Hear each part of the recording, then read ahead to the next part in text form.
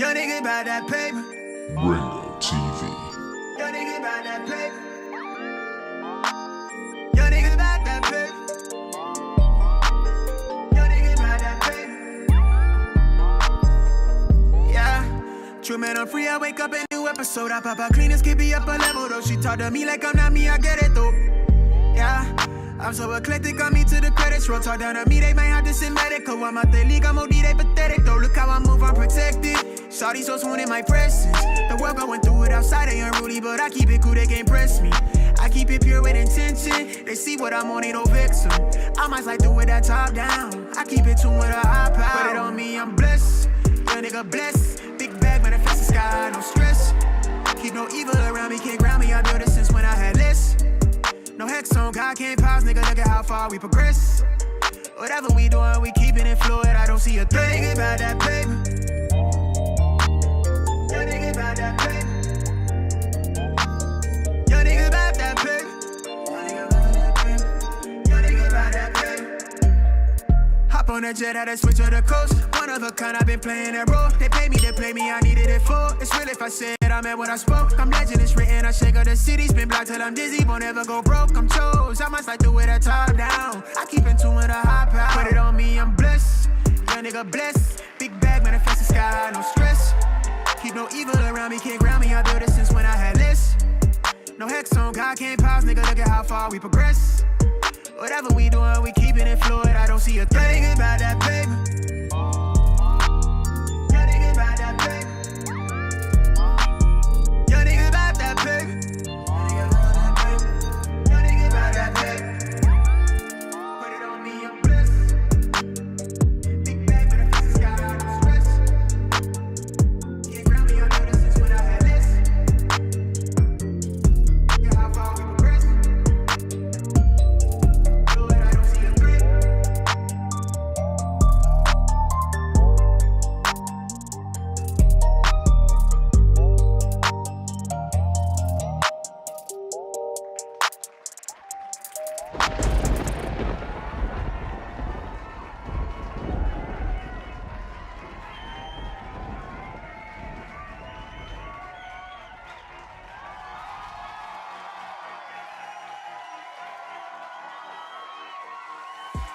Welcome to the stream. Ringo TV reactions. We're in the building for another one. Make sure you rate, comment, and subscribe to the channel. Double tap the screen to give it a thumbs up. Put a 1 in the chat if the audio is good, guys. Always when we go live, put a 1. Let it be a tradition that as soon as we go live, you put those 1s. That lets me know right off the top that everything is good. Right? Okay.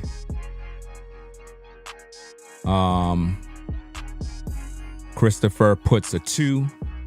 So we're going to put you on timeout for putting a 2. Let's see. Let's put you on timeout for 30 minutes.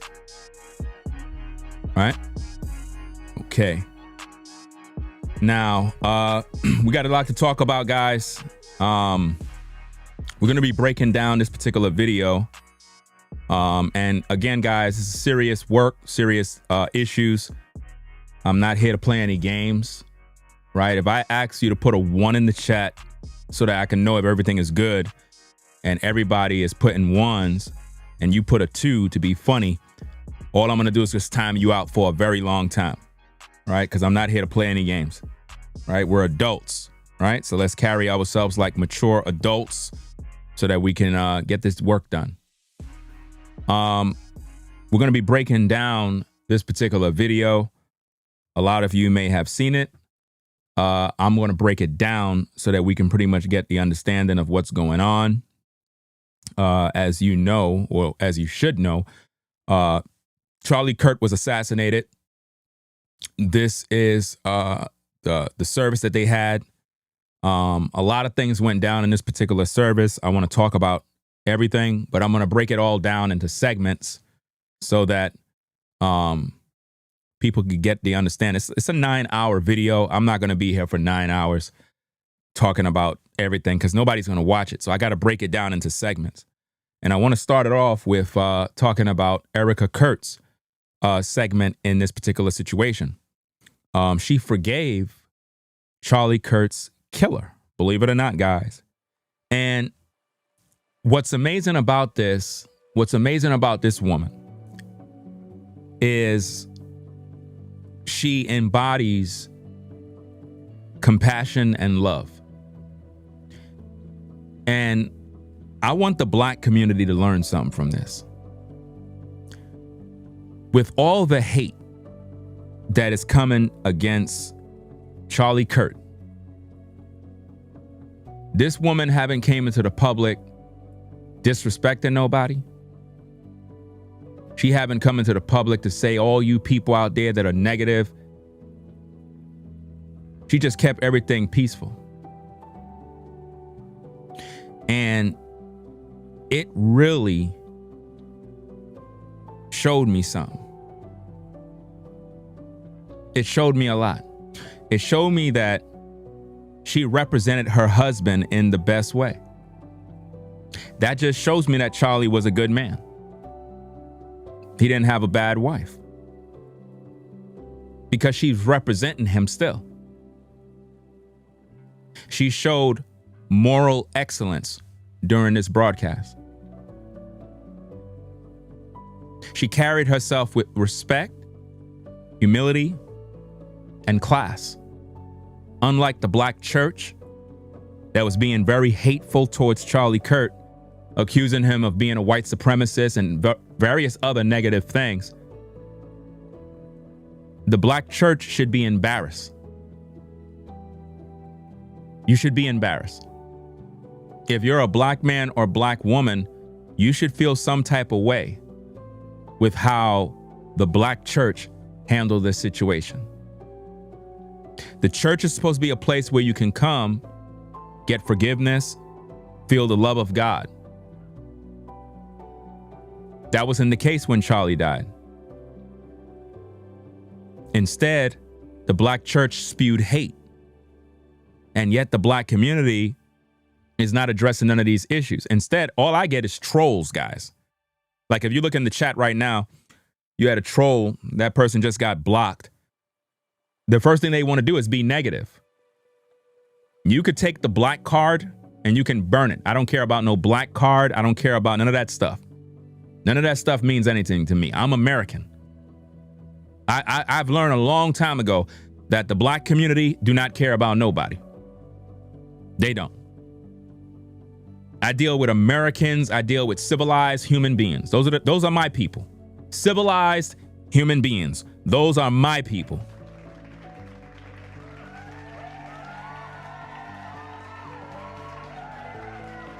I don't got no time. I don't got no time to be playing none of this game about my brother, and all that other mumbo jumbo. I don't got time for that. I've seen too much hate during this Charlie Kirk situation from the Black community, spewing nothing but hate. Nothing but hate. People are literally doing reaction videos off of this video with the wife and trying to make it a negative thing. Talking about the Illuminati and the blood sacrifices and, oh, they're stealing your energy and all this goofy stuff. When people are literally mourning the loss of Charlie Kirk, celebrating his life, honoring him, all of these things the Bible tells us to do. It says, mourn with them that mourn. Like, what's the deal with this hate? But, you know, that's just the way it goes, guys. So, as you get into the building, be sure to double tap the screen and subscribe to the channel if you're not subscribed already. Let's react to this video, guys. I'm gonna let the video play, and when it gets to a part where I feel I need to speak, then I'm gonna speak, right? So we're gonna get into this thing right now. So put on your seatbelt. We're gonna go for a journey and find out exactly what Erika had to say. Now, there's a portion of this video in the beginning I have to turn the volume off because it has some music, and I don't know if it's copywritten music or royalty free, but just for my protection, I'm gonna pretty much turn the volume down.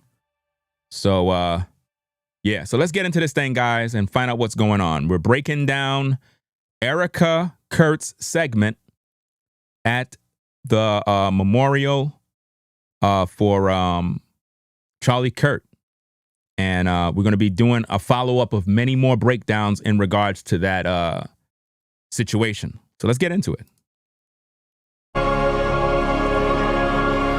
Please give a warm welcome to Mrs. Erika Kirk.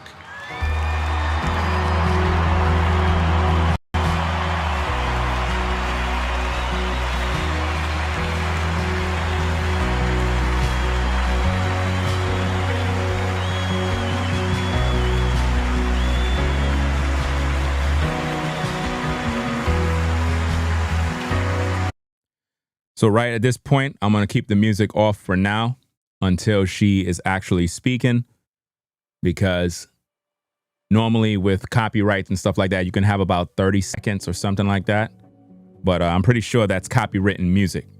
So I'm just going to wait a while until she starts to speak to avoid copyright issues. All right.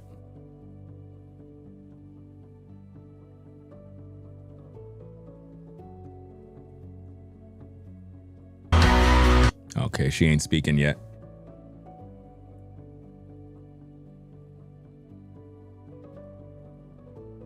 That whole place was packed too.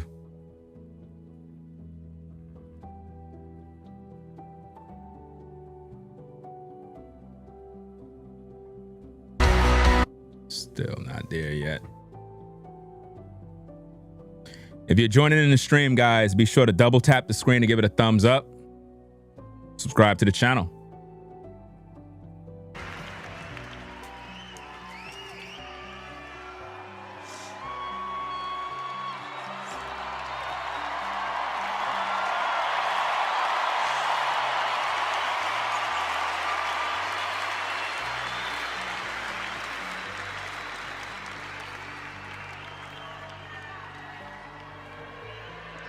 Hello. God bless all of you for coming here from all over the world to honor and celebrate my Charlie.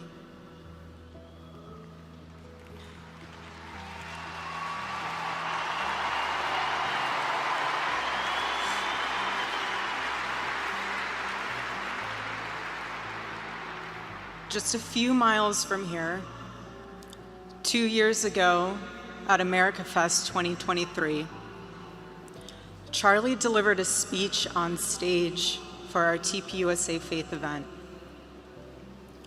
Charlie loves speaking off the cuff. He was very good at that, without a script. So I personally didn't know what he was going to say.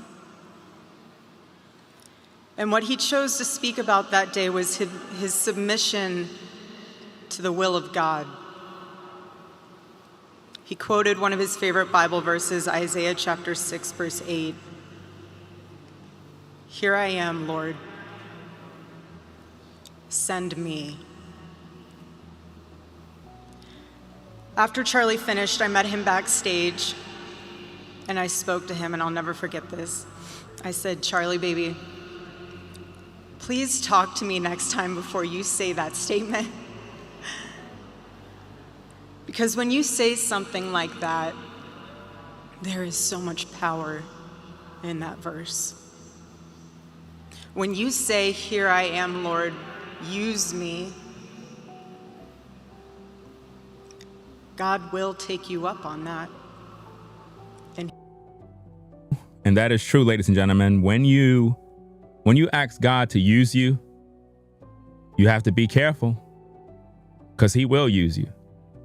If you ask God, "Hey, use me, Lord, use me to reach the world," it ain't going to be easy. It's going to cost you something. It ain't going to be an easy road for you. So that is pretty much what she's saying. And she knew that when Charlie said that, he was going to be used.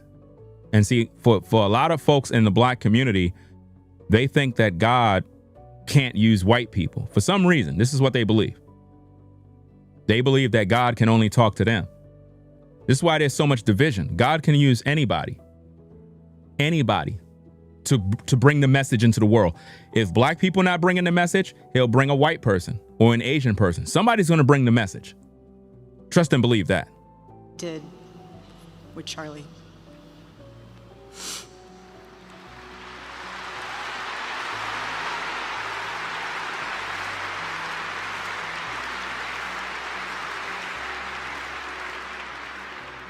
"11 days ago, God accepted that total surrender from my husband and then called him to his side.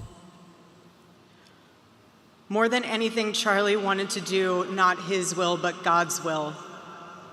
And over these past 11 days, through all the pain, never before have I found as much comfort as I now do in the words of our Lord's Prayer, 'Thy will be done.'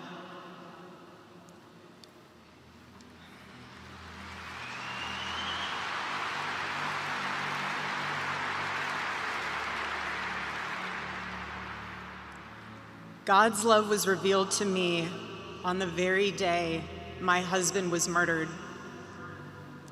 On the afternoon of September 10th, I arrived at a Utah hospital to do the unthinkable, to look directly at my husband's murdered body.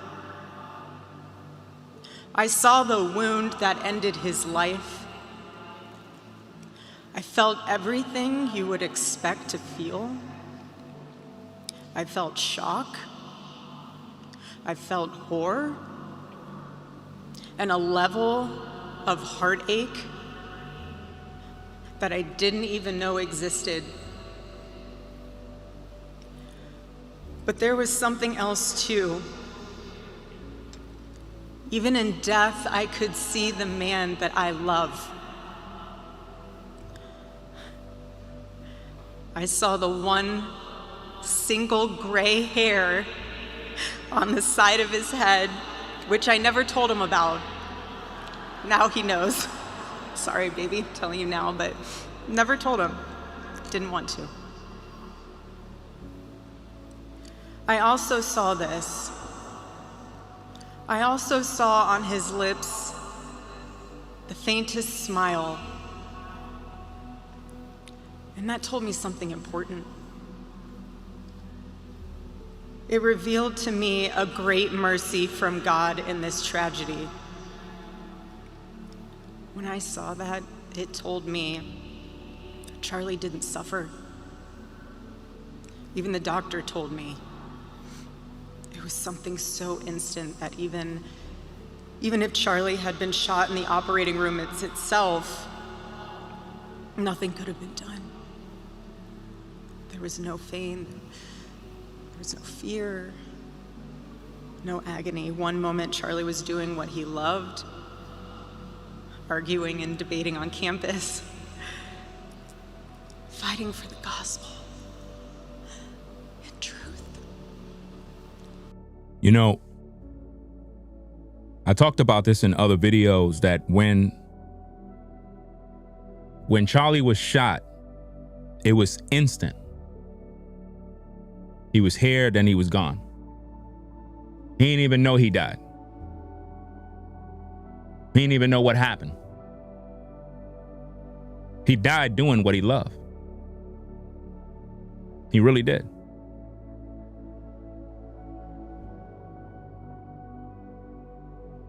At the same time, all the people that was left to see it, they the one that felt the pain. Charlie didn't feel the pain. The American people felt the pain. They felt the pain. And even till this day, his death got everyone's attention. Because as soon as he got shot, he didn't even know what happened. It was that quick. That's how death comes. Especially when you're in the will of God for your life and it's your time to go, it's not going to be the best way. Sometimes you think, when you die of natural causes, you just kind of die in your sleep. No, sometimes you die in a way that is horrible. At least to us, it looks that way. At the same time, God's plan is for you to do your work, and then it's time to go. Am I saying that it was God's plan for that guy to take him out? I don't know his plan. All I know is all circumstances of life seems to work together for a purpose. But I can tell you this, that man didn't feel no pain when he died. Nothing. It was like that. He just transitioned. That's how fast it was. The people that are here are the only ones who felt pain because you've seen it happen, and the memory of it shocked you. But this woman is strong, and her words and her speech that she gave was pretty powerful because it speaks volumes of how Charlie must have been in the home and how him and his wife conducted themselves. Because he was a believer in Jesus Christ. She's a believer. Just because they're white don't mean as a black man, I'm supposed to be like, oh, forget about them. I want to know what's going on in the black community. I'm not that kind of person. I believe that everybody's life matters, and that you can't be so selfish that you don't mourn with those that mourn. The Bible tells you to mourn with those that mourn. Pay respects. That wasn't no evil man. Now, evil doers, forget them. People that do evil, harm children, murder people, those are evil doers. But that man didn't kill nobody. He just wanted to speak. And because of him, there is now a war on free speech. Believe it or not, everyone's being affected. It took for him to die to get the attention of America. And it seems as if though everybody's trying to turn this into like this religious thing, like, oh, he's being compared to Jesus Christ. And nobody said he's Jesus Christ. Nobody said that. See, maybe if you did some work in the world and actually been in the spotlight, maybe we'll be making videos about you. But if you ain't doing no work and you ain't bringing no change, ain't nobody gonna know your name. Nobody gonna know your name. People know his name because of his work. People are now learning about Charlie Kirk. People who never heard of him are learning about him. They're watching him now. And their lives is being changed. Charlie Kirk helped young black men. Young black men. He had a program helping young black men. But yet the black community is disrespecting this man. Not all, because there are black voices out there, and we're going to do videos about them, that are speaking out against people that are lying. So as we go through this particular video, guys, there's a lot that we're going to learn. Now, remember, I am reacting to a video, so I'm going to be sharing my thoughts. This is not a movie theater. This is not a movie theater where I just sit and play a video and don't speak. You'll get in trouble with YouTube if you do that. If you want to watch the video without me talking, go find the video. This is a reaction channel. I'm reacting to the video, right? So let's get back to it. In front of a big crowd, and then he blinked. He blinked and saw his Savior in paradise.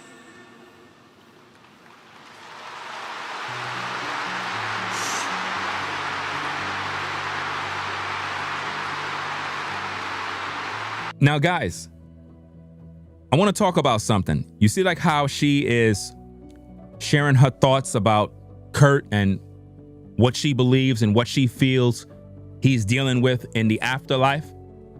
I have my own beliefs. At the same time, out of respect for her, I'm not going to share my beliefs. because it's not about me. It's about her time. This is a woman that is mourning the loss of her husband. My job is not to say, oh, well, I believe this, and well, the Bible says this, and no.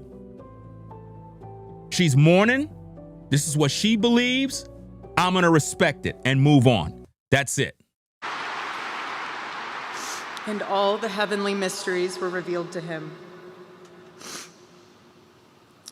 God's love continued to be revealed to me in the days that followed. Notice this, guys.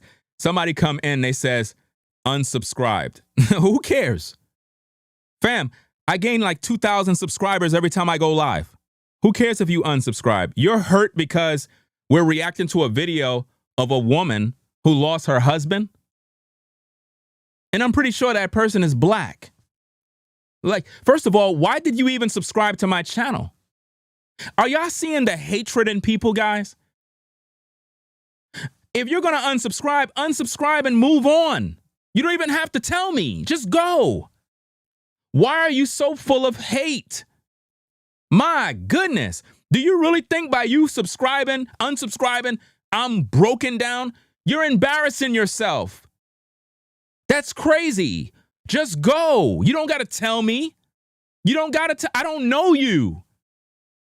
I don't. Have some decency and respect. A woman lost her husband. You could go ahead and unsubscribe. 300 more people going to subscribe within the next 3 minutes. Do you not understand? You know why? Because they resonate with this content. You're just a hateful person. You don't like white people. You don't like the fact that I'm speaking on an issue of a woman who is strong. You know how many people would be losing their mind right now? And here you are expressing hate? I'm unsubscribing. You better pray that no one in your family meet their maker in any time soon. Because the same way you're being as hateful as you are, it's going to be measured back to you. That karma, man, is going to come back. Let's get back to it, guys. Let me rewind it back a little bit. There's no fear, no agony. One moment, Charlie was doing what he loved, arguing and debating on campus, fighting for the gospel and truth in front of a big crowd. And then he blinked. He blinked and saw his Savior in paradise. And people was going around on YouTube saying she's having fake tears. How wicked could you be? What fake tears are you talking about? Everybody mourns differently. There are some people that they go through loss and they don't even cry. But internally, they're crying. They're burning. And then they might have their own episodes when they're alone. Some people do things different, but she clearly is shedding tears. I don't know why people treat people. I just was reading the live chat. Somebody said, Vanessa Bryant's was more genuine. I'm like, ladies and gentlemen, guys, you're literally comparing how people mourn. Again, I pray nothing happened to you. I hope nothing happened in your life where you are going through something and we get to see you. And then we start making videos about why you're not crying enough. What are you doing? Crying for public? No. I tell you, man, this is wild, bro. This is really wild. Let me shout out these super chats real quick, and then we're gonna get back into it. Shout out to Real TV. Says, people don't want to have intelligent dialogue. They want to throw tantrums like little children. And that's exactly what's going on, man. It's like, we got to grow up, guys. We got to grow up and be adults.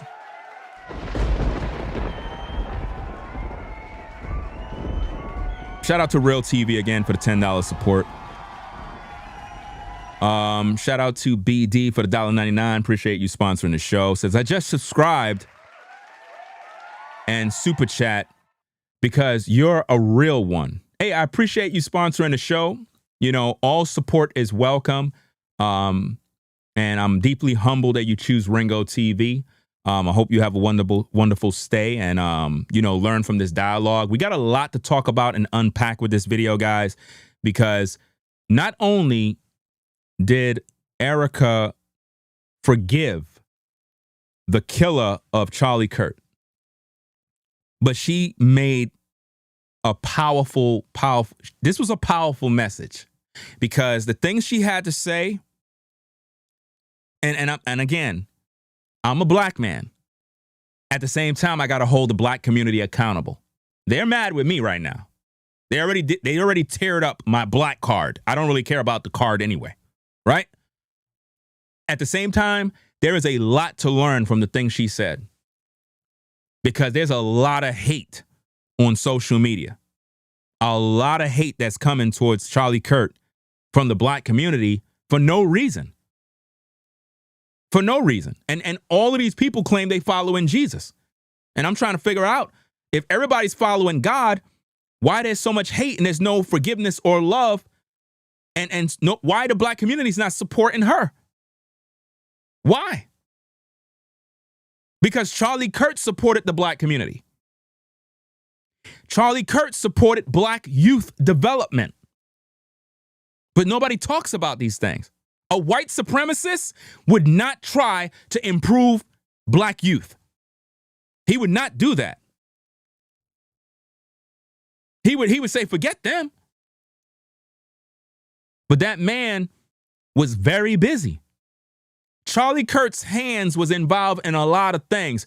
God was using them. See, the black community don't like me speaking like this, guys, but I have to. God uses all ethnic groups. Why would he create all ethnic groups and just have them there idle, not doing nothing? All people can be used by God for his purpose and glory. You understand? Kurt was busy doing a lot of different things. A lot of stuff. He was a busy man. And he was able to hold down a family and have a good wife that was supportive. You got to be strong to be out there in the public eye after your husband was assassinated. And yet, when you look at social media, all you see is hatred. It's disgusting. Where's your empathy? Where is your compassion? All I see is people making negative videos about me. Oh, you're a coon. Oh, you loving a white man. Oh, blah, blah, blah. I'm like, bro, this is sick. I don't know where this hate come from, this victim mentality, but it needs to stop. We really need to grow up as a nation of people.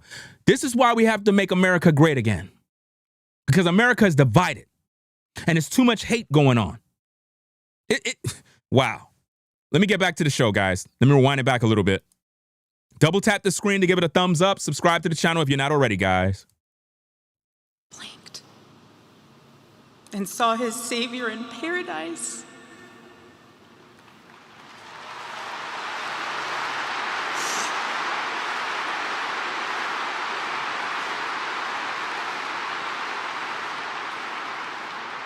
And all the heavenly mysteries were revealed to him.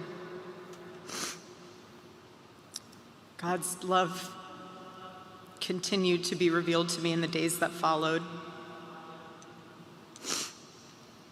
The next day on the tarmac in Air Force Two,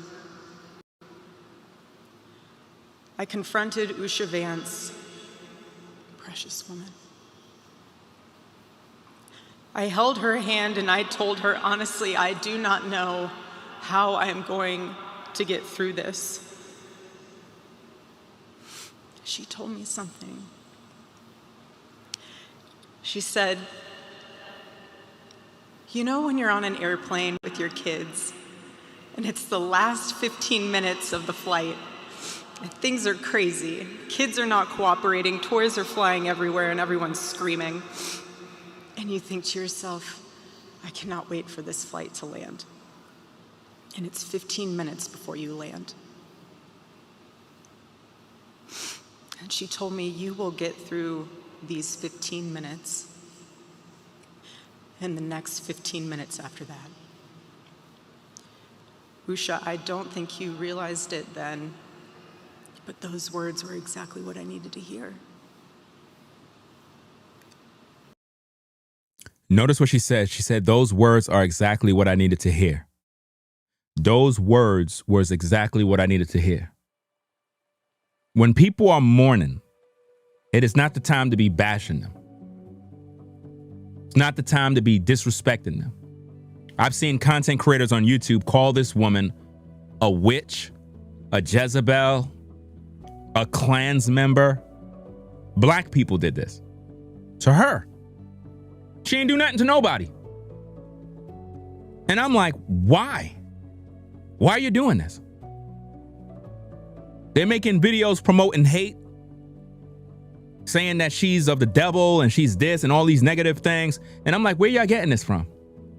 Why are y'all doing this? Why are y'all trying to incite some sort of riot or something? And it's coming from Bible believers, believe it or not. Bible believers are doing this to other Bible believers. That's what's crazy. Shout out to Best One for the $2 support. Appreciate you sponsoring the show. Says amen, brother. Shout out to Jonah TV for life for the $1 support. Royal for the $2.99. Second Amendment needs to be changed. Let's see who else we got. Instaman, shout out to you. Says Charlie was a real one. R.I.P. Charlie. Listen, their live stream for that event cracked the internet. I thought Candace Owens did the other day. Not that one. The Charlie Kirk service, they had over 500,000 live viewers. I took a screenshot on my phone. There was 500,000 people watching. Over 500,000 people was watching that live. I never seen that many people watch a live, ever. 500,000 people. That's crazy. That shows how much support he had, you know? Shout out to Progress for the $10 support. Appreciate you sponsoring the show. Let's get back to it, guys. Double tap the screen to give it a thumbs up. Also, subscribe to the channel if you support the truth. Let's go. Don't think you realized it then, but those words were exactly what I needed to hear. But most of all, God's mercy and God's love have been revealed to me these past 10 days. After Charlie's assassination, we didn't see violence. We didn't see rioting.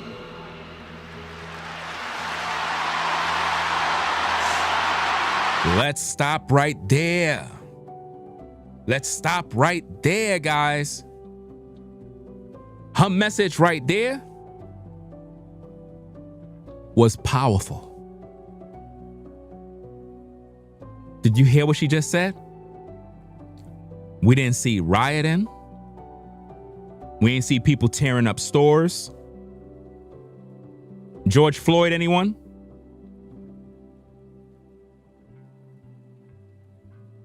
We didn't see nobody tearing up the city. We didn't see nobody looting. Did you understand her message right there? She was preaching, but it went over everybody's head. See, to the black community,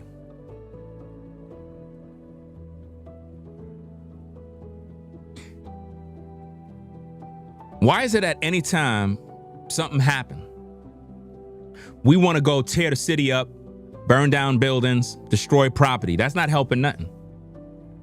We ruining people's businesses. That don't make no sense. What she's saying right there is, look, her husband was assassinated, but the white community didn't go and burn the city down. She's preaching. She's being an example. Some of y'all took that as, oh, she's disrespecting black people. No, she's telling you the truth. Because what we want to do is we want to go burn down the city for George Floyd. We want to ruin stuff. We want to attack people. We want to go crazy for a man that was a damn criminal, abuser of women. He was sexually active with young teenage girls in porn star videos. He had a lengthy rap sheet, but yet they made a statue with this man.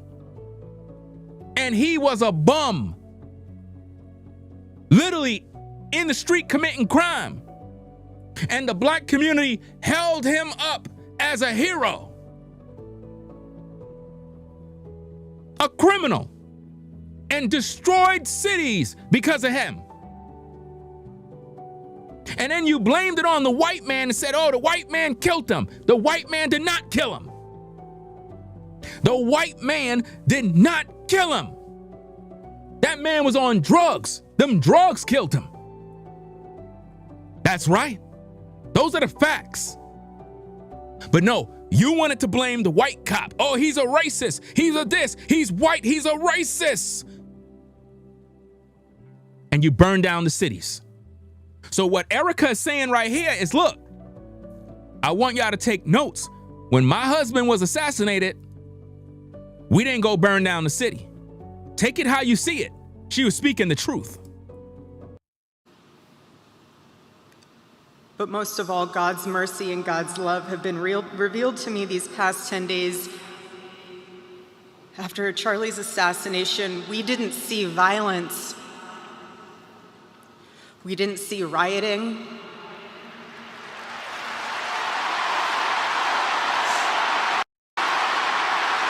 Listen, everybody in that building know exactly what she's saying. Because she's speaking in code. She's speaking in code, guys. And trust me, the people that are in attendance know exactly what she's saying. Shout out to Katrina for the $10 support. Appreciate you sponsoring the show. And if you're now coming in the building, glad to have you over. We are doing a reaction video of Erika Kirk forgives Charlie Kirk's killer. You know, the assassin, the I don't know what this guy was on when he did that, but he was a full-blown demon to do what he had to do. But she forgave him. Takes a strong person to do that, guys. Many of you probably wouldn't even do it. You'll be like, forget it. I'm not forgiving anything. You killed my husband, blah, blah, blah, blah. You'll be ready to crash out. But she forgave him. And yet the black church condemned her husband as a white supremacist. Look, nobody should be supporting Jamal Bryant's ministries. The New Birth Missionary Baptist Church, that church need to be held accountable for his words, his inflammatory words, his hate speech of disrespecting the death of Charlie Kirk. New Birth Missionary Baptist Church need to be held accountable. They need to be held accountable. The black community need to hold them accountable. The white community need to hold that church accountable for those evil words that came out of the mouth of a pastor. He was disrespecting Charlie Kirk's death, calling him a white supremacist when that man have a track record of helping black youth. And these black pastors so ignorantly slandered this man and spread disinformation. And they need to be held accountable. Also, Pastor Howard Wesley, you need to be held accountable, sir. Nobody should be supporting your church. You should be ashamed of yourself for the evil that you put out there in the world. You should be ashamed. It was very disrespectful what you did. And I'm pretty sure there's more pastors that did evil. Let's go. Violence. We didn't see rioting. No riots.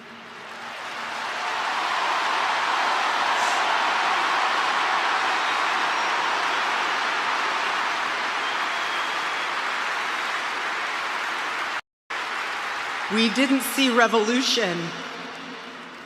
Instead, we saw what my husband always prayed he would see in this country. We saw revival. You know why? And I'm not sure 100%. I am pretty sure with a show of ones, let me know if I'm correct, because I have not done the research to know if this is true yet. Did Kirk, I'm sure he had to speak on this because he talked about George Floyd. Did Kirk speak on the fact that blacks were rioting and destroying cities over that man? Did he speak on that issue? Because if he spoke on that issue, on why blacks were out there destroying cities and why how they should have never been doing that for that man, no, it doesn't make any sense. So if he was speaking on that, that means all of his supporters and followers of Kurt knew better not to go into the streets tearing the city up. And that shows a big difference, guys. Look, if you are from the black community, if you're black, stop getting upset and learn something. Learn how to be civilized. You don't tear up the city in which you live because somebody died. You're tearing up your own community. That don't make no sense. You got to shop at these stores. You're burning down your own stores. You're looting from your own stores. It makes no sense. Why are you destroying the community for? The community didn't kill nobody. Those business owners, they're business owners. Why are you destroying their businesses for? Why are you burning people's cars for? Because you're angry? That's why I like the fact that she said there was no rioting, nobody didn't break nothing, no damage to no property. She made a very good point. And her message hit home. You know? Shout out to Hid 3886 for the $5 support. Appreciate you sponsoring the show. Says, I've been so hurt over this. Courageous Jesus lover being shot down, and my husband Cedric had said a lot of people say he's racist. Can you tell me why? The man was not racist. I went and I looked at all the videos, and see, here's the thing before I continue. I looked at all the videos of Charlie Kirk responding to black people. I wanted to find out if he was racist. I went and I looked up the videos, and I'm like, okay, we got him. Let's look at this one. And I'm looking at the video, and I'm like, I don't hear nothing. He's just debating, and he's just speaking truth. I looked at another one. He ain't saying nothing. I looked at another one. You know, like right now they have a rumor claiming that Charlie Kirk said that black women as a whole are mentally unstable and can't perform and this and that, and like they're slow. It's a lie. Total lie. Kirk was talking about 4 women and he named their names. And what the black community did is they twisted the narrative, distorted the information, and made it seem like Kirk was attacking black women as a whole. And he never did that. The man was not racist. He had programs set up for black youth to empower black youth. A white supremacist would not do that. A white supremacist would not do that. He wouldn't care about black youth. He would want to see the black youth in prison. Kurt wanted to see young black men do better. Because he was a Christian, he didn't see color. He saw it that he was in a position of power where he had not only financial resources, he had the ability to reach people through his words. He had influence, which is power. And because a lot of young black youth had no father at home, he was able to speak a language they understood. And he gave them an opportunity to be around him. And that empowered these young men. A racist is not going to do that. Just because he's white doesn't mean anything, guys. I tell you, white people are different from black people. We're different. We're going to always be different. We're going to always have a different way of how we think. That's normal. That's normal. That's a good thing, actually. I wouldn't want everybody to be the same. Heck, you get around white people, you start learning about different types of beers. You get around white folk, he be like, hey, let's have a beer. You be like, what do you got? Well, I got some of these beers right here. What the heck is this? Oh, that's the beers that we drink. I'm gonna go to the house and get one of my beers. You want one of these? What kind of beer is that? So there's some things you can learn. He can introduce you to the kind of beer he drink. You can introduce him to the kind of beer you drink. So it's good to be different. You know? Kirk didn't hate black people.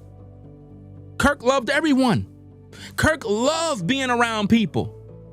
He took great joy in being around people, to debate, to talk about issues. Because the way the world is set up right now, a lot of college students are going through a lot. They got to face the world. They got to get into the job market, the workforce. And they're under a lot of pressure. Everybody got their own beliefs. Charlie challenged them. And it brought people together. Some people disagreed with him.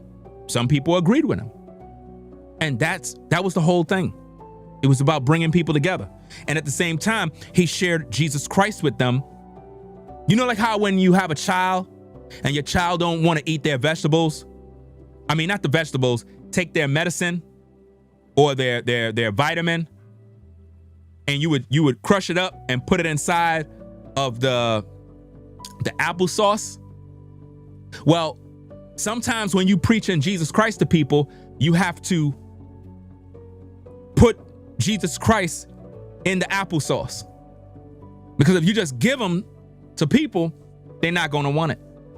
Kirk was able to reach people with Jesus Christ in a way that made them see his love by the way he treated people. You get it? His actions and how he treated people and respect people, he was demonstrating the love of Jesus. Unlike the black pastors that are condemning him, they're not showing no love. They're showing nothing but hate. You see? But he was not a racist. Shout out to Silence for the $50 support. Appreciate you sponsoring the show. Silence says, thank you very much for being worth watching, with respect to you and your intellectual growth. Appreciate you sponsoring the show.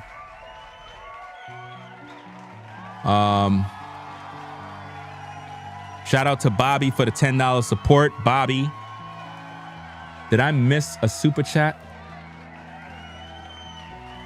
I'm not sure if I did. Okay, shout out to Christoph H for the $10 support. Says people on the left will only quote half of what they heard and never cite the full video / audio. Before y'all start, I'm white and Mexican. Appreciate the comment, appreciate the support. And I would say they don't even post half of what he said. They post 10 seconds. They don't even post not even the sentence of what he said. They just post a little small snit. And they just say, see, look what he said. I can't believe it. He's a racist. Listen, I had to go dig up the videos about Charlie. I had to go find all the videos, man, to go look it up. And when I looked at it, I'm like, wow, these people are lying on this man, yo. They are lying on him. Ladies and gentlemen, if you see any clips with Charlie Kirk and they're saying, oh, he's a racist, he's this, he's that, go find the full video, please. Find the full video. I guarantee you, if you watch the full video, you're going to learn that he never said what people are saying he said. He never did. All right, so let's get back to the content. Let me rewind it back a little bit. Let's go.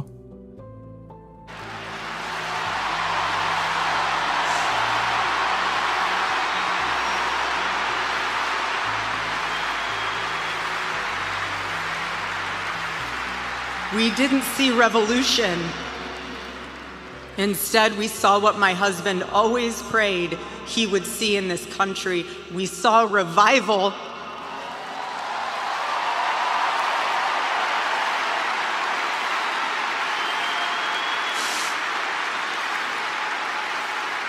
Think about the hate, guys.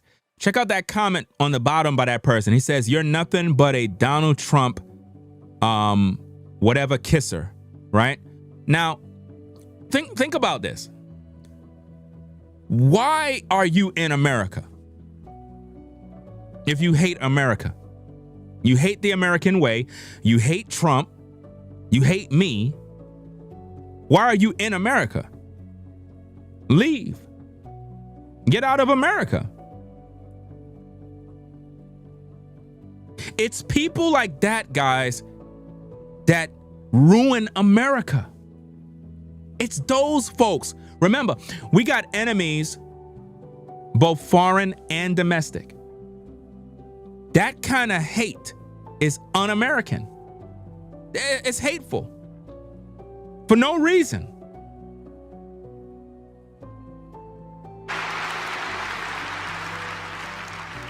This past week, we saw people open a Bible for the first time in a decade.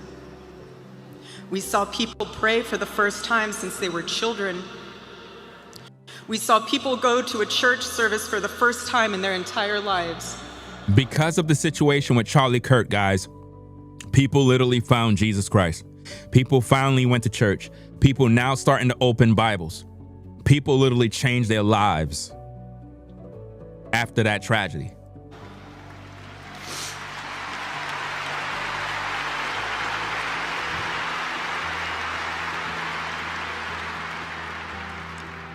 Charlie liked to journal. And I say this because he did it to remember important moments and sayings that affected him. And one of the things he wrote in his journal was this: every time you make a decision, it puts a mark on your soul. To those of you out there who just made that decision and took the first step toward a spiritual life, I say thank you and welcome. Do you see that, guys? She's concerned about the souls of people who came to Jesus Christ. She should be mourning. She's more concerned about the souls, the people who gave their life to Christ, guys. You see that?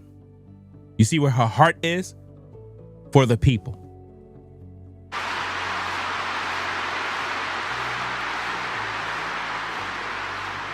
One day I hope you look back and realize it was the most important decision of your life, because it is. All of you who are already believers, it is your job to shepherd these people. Do not take that lightly. Water the seed of their faith. Protect it and help it grow. Did you hear that, guys? Water the seed. Those people that are now coming to Christ, she's literally telling you, don't say things that's going to discourage people away from God. Notice her whole focus is people's spiritual walk with God. You don't see her up there saying, hey, send me your money, pass the bucket around, like Jamal Bryant telling people to send $250 so that he could start some building nonsense. She's just giving good words to encourage people in their spiritual walk and letting us all know that each one teach one. Watch how you communicate with people. Water the seeds that you planted. I might speak words. Somebody might hear it by watching this stream, and you might leave the stream. Maybe you might be upset, but I planted a seed. And maybe next month, somebody else talk to you And it made you realize, like, wow, I remember when Ringo said such and such and I got upset. And now you heard somebody else say something and they watered the seed again. Now you come back to my platform. Hey, I apologize, bro. I got mad with you last time, but you was actually speaking the truth. I appreciate your work. See, sometimes you just got to be kind to people. You know? A lot of people don't know how to be kind. We live in an evil world where people are uptight and they lash out at people for no reason because they're having a bad day. It's crazy. Every day as Charlie rode into the office, he would go through his contact list. And I know there's many of you who were impacted by this. He would go through his contact list and send Bible verses for the day. He knew that faith was a habit. The more you live it, the more it grows. But know this too. The seed has only just been planted. The enemy will tempt you the most in a time like this one. God will always be there for you, but you must choose to mark your soul again and again in the direction of Christ.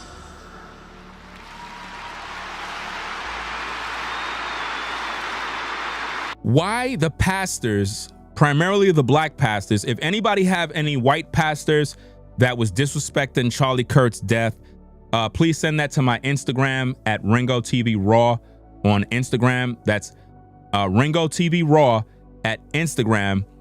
If you have any video links of white pastors that was mocking the death of Charlie Kirk, because I already covered 2 black pastors that was mocking the death of Charlie Kirk, calling him a racist and all sorts of negative stuff.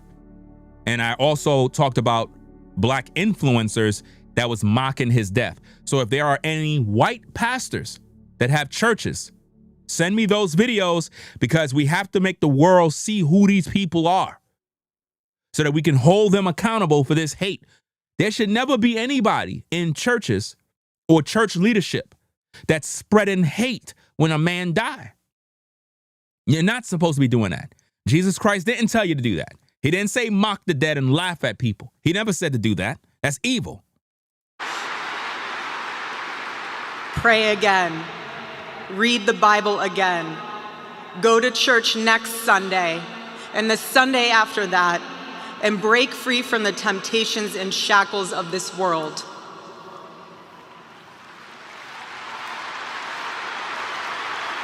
How do we hold them accountable? By not supporting them. That's how you hold them accountable. How do you hold a beauty salon accountable if they're being hateful and racist towards someone? You don't support the business. That's how you hold them accountable. When they realize they're not making no more money, they're going to do the right thing. Simple as that. So you hold churches accountable by not going to those churches, not financially supporting those churches. And when they realize that the money's not coming in, they're going to do what they got to do to make the change. Just that simple. You know, it don't make no sense you support these churches that are out here doing this evil. A church leader is supposed to be held accountable. Who told you that a church leader is above criticism? Above correction? When has a man or woman been above criticism or above correction? Ain't nobody perfect out here. So if a pastor is out of pocket, who holds him accountable? See, that's the problem. Y'all thought the pastor was perfect. You, the people, got to hold the pastor accountable. You're not supposed to just be doing whatever he want to do. No, if he get out of line, you, the people, are supposed to check him. Just that simple. Being a follower of Christ is not easy. It's not supposed to be. Jesus said, if anyone would come after me, let him deny himself, take up his cross and follow me. He said he would be persecuted. He said we would be persecuted. And Charlie knew that and happily carried his cross all the way to the end. And I want all of you to know While Charlie died far too early, he was also ready to die. There was nothing he was putting off. There was nothing that was too hard or too painful or nothing that he just felt like he didn't want to do it. He left this world without regrets. He did 100% of what he could every day. But I want you to know something. Charlie died with incomplete work, but not with unfinished business. I don't think that he died with incomplete work. I understand what she mean. It wasn't incomplete. His work was accomplished. His work was accomplished. Now it's time for others to pick up the mantle. He did his job. You understand? He did his job. It's no different than when you're at a track meet and a person have the baton and they running and then they pass it to the other person. The first person who ran, they did their part. Their job wasn't to run the whole race. Their job was to pass you so that you could be the next one that take it to the next lap. So he completed his job. He did. He did the work. He put it out there. He planted all the seeds. So now everybody else who followed his work and those that are new to his work and feel that they share those same beliefs, your job is to pick up where he left off.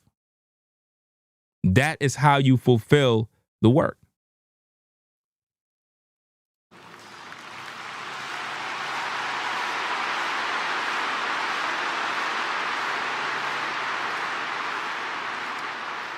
But I will miss him.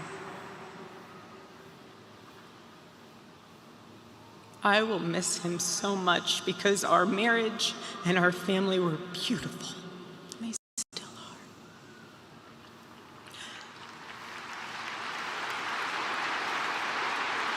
I think that's one of the toughest things, man, to be in a marriage and you lose your loved one, your partner. I think that's probably like the worst.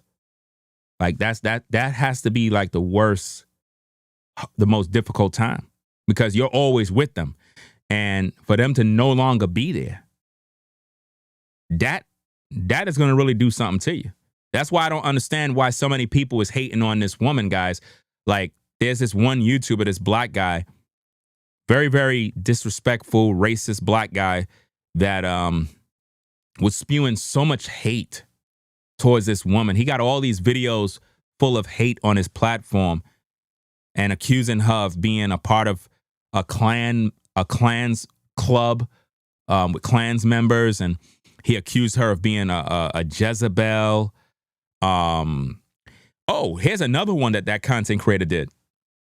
He said that Erika Kirk put out a hit in the world, and that's why Trey Reed was hanging on a tree. That's what he said.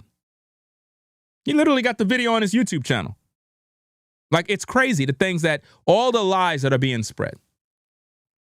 The black community is talking about Trey Reed, trying to blame a white person for it when that young black kid unalived himself. And the reason why I know that the black community is being hypocritical is because there was a white man that was hanging from a tree in Mississippi too. There was a white man that was hanging on a tree. Why the black community is not saying that white people lynched the white guy? Because they don't sound right saying that. They can't sell that to the people.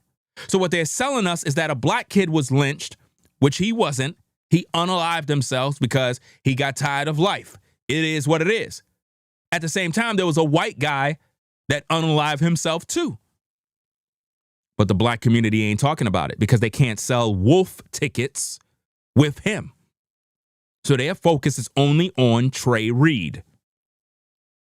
To try to do what? Race bait. So that black people could think that another black kid died in a sundown town. That's what they do all the time, guys. They didn't give their condolences to this woman. They didn't show no support. Nothing. Just expressing hate and weaponizing the situation to cause division amongst whites and blacks. The greatest cause in Charlie's life was trying to revive the American family. That's true. When he spoke to young people, he was always eager to tell them about God's vision for marriage. Facts. And how, if they could just dare to live it out. He believed in traditional values, family values. That's what Charlie Kirk believed in. It would enrich every part of their life in the same way that it enriched ours. And someone once asked me how Charlie and I, how we kept our marriage so strong. I seen videos where people were saying, why is she smiling? I'm like, why are you so concerned? Her smiling is her remembering. That's her remembering the good times. What, is she not supposed to smile? It's like you complain if she's not shedding tears. Now you complain if she's smiling. She's remembering the good times with her husband. They were nitpicking everything about her in her video. When he was busy traveling. And our little secret, it was love notes. Every Saturday, Charlie wrote one for me, and he never missed a Saturday. Never missed one. And in every single one of them, he'd tell me what his highlight was for the week, how grateful he was for me and our babies. Remember, guys, Charlie was a father. He had 2 kids. 2 kids. Charlie was a father, guys. I'm a father.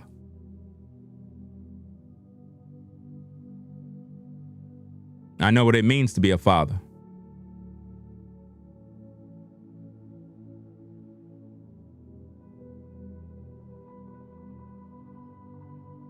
I remember when I had my first daughter. I was so excited. I was in the hospital. I was so excited. I was proud. It made me become a better man when I had my first child. It made me work harder, made me take life serious. And I know that Charlie did the same thing. Everything he did was for his children, for his family, for his wife. And that's the way it's supposed to be for every man. And these are the things that Charlie preached. There's joy that comes. I got 4 daughters, by the way. I have 4 daughters, 4 girls, a girl dad. So I got to deal with a lot of emotions. But it's a fun job. It's a fun job. And when you have kids, you start to realize that life is not just about you. It's about taking care of your responsibility. And that was taken away from Charlie, guys. He was expecting to go home to his kids after that event. His kids was there. They saw him get shot.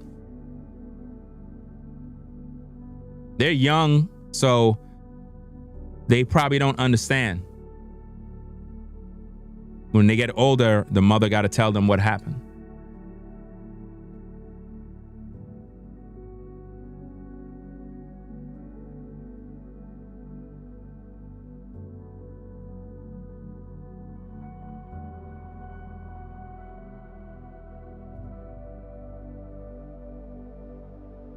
Can only imagine what she must have felt at that moment. At the moment when she saw what happened to him.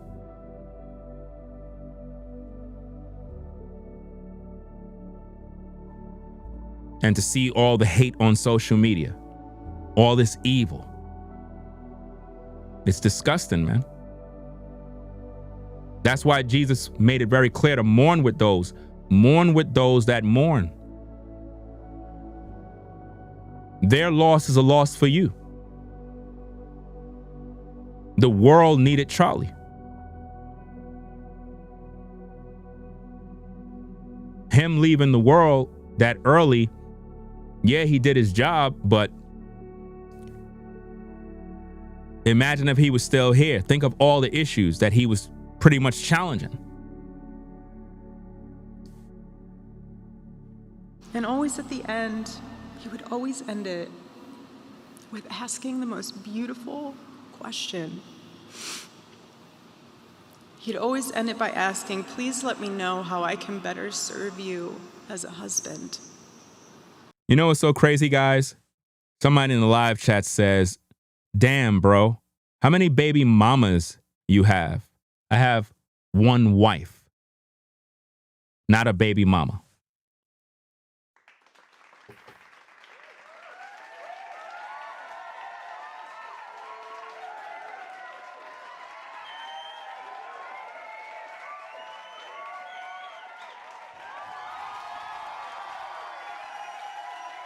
See, that particular person who said that, he come from the baby mama culture. I have what is called a wife, something you will never understand. I'm a father, I'm a family man, a provider, something you will never understand. That's the difference between me and you. You're immature. I'm a man. Right?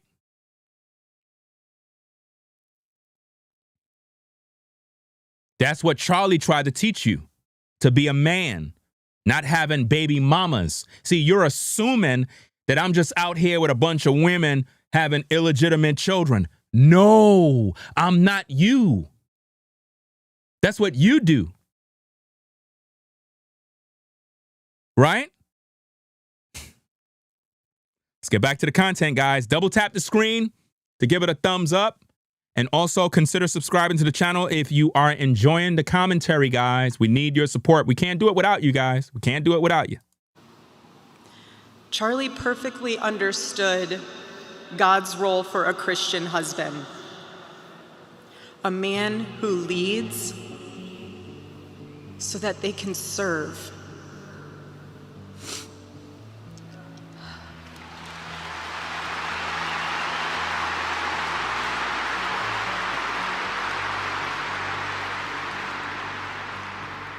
To all the men watching around the world, accept Charlie's challenge and embrace true manhood. Be strong and courageous for your families.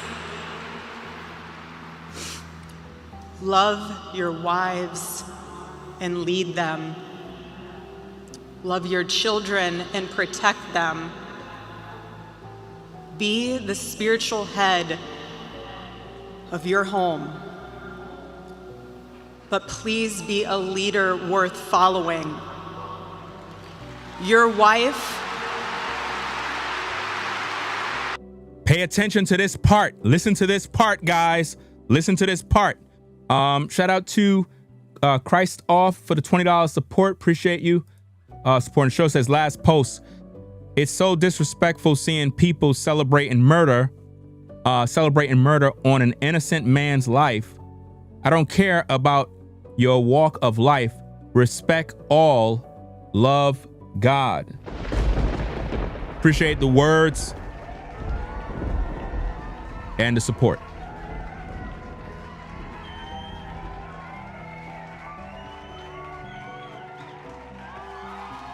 Guys, listen.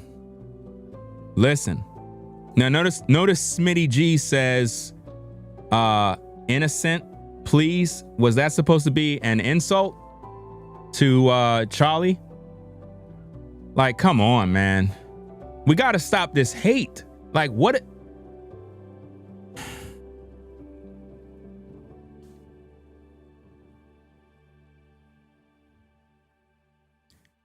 That's why a lot of people just stay to themselves, man. That's why a lot of people just stay to themselves, mind their business. and just don't want to be around nobody, man, because, you know, I'm a very social person. At the same time, with the way the world is so evil and everybody's just hateful, I just rather just be by myself and just stay out of the way. Don't bother nobody.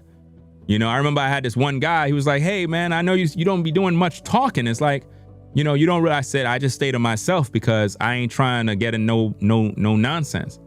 You know, I said, people are too hateful today. And I just stay out of the way, you know, protect my peace. It's like people always finding something negative, man. It's like, my goodness, man, where's the positive? Where's the love? Where's the vibe? Like, do anybody know how to enjoy their life? Why is it that so many people are miserable, man? Misery loves company. Like, enjoy your life, man. Find something to enjoy. Find a hobby. Find something that you can do to enjoy. Make something bring you joy. You don't have to be hateful all the time. Be happy about something. Find something to do and smile.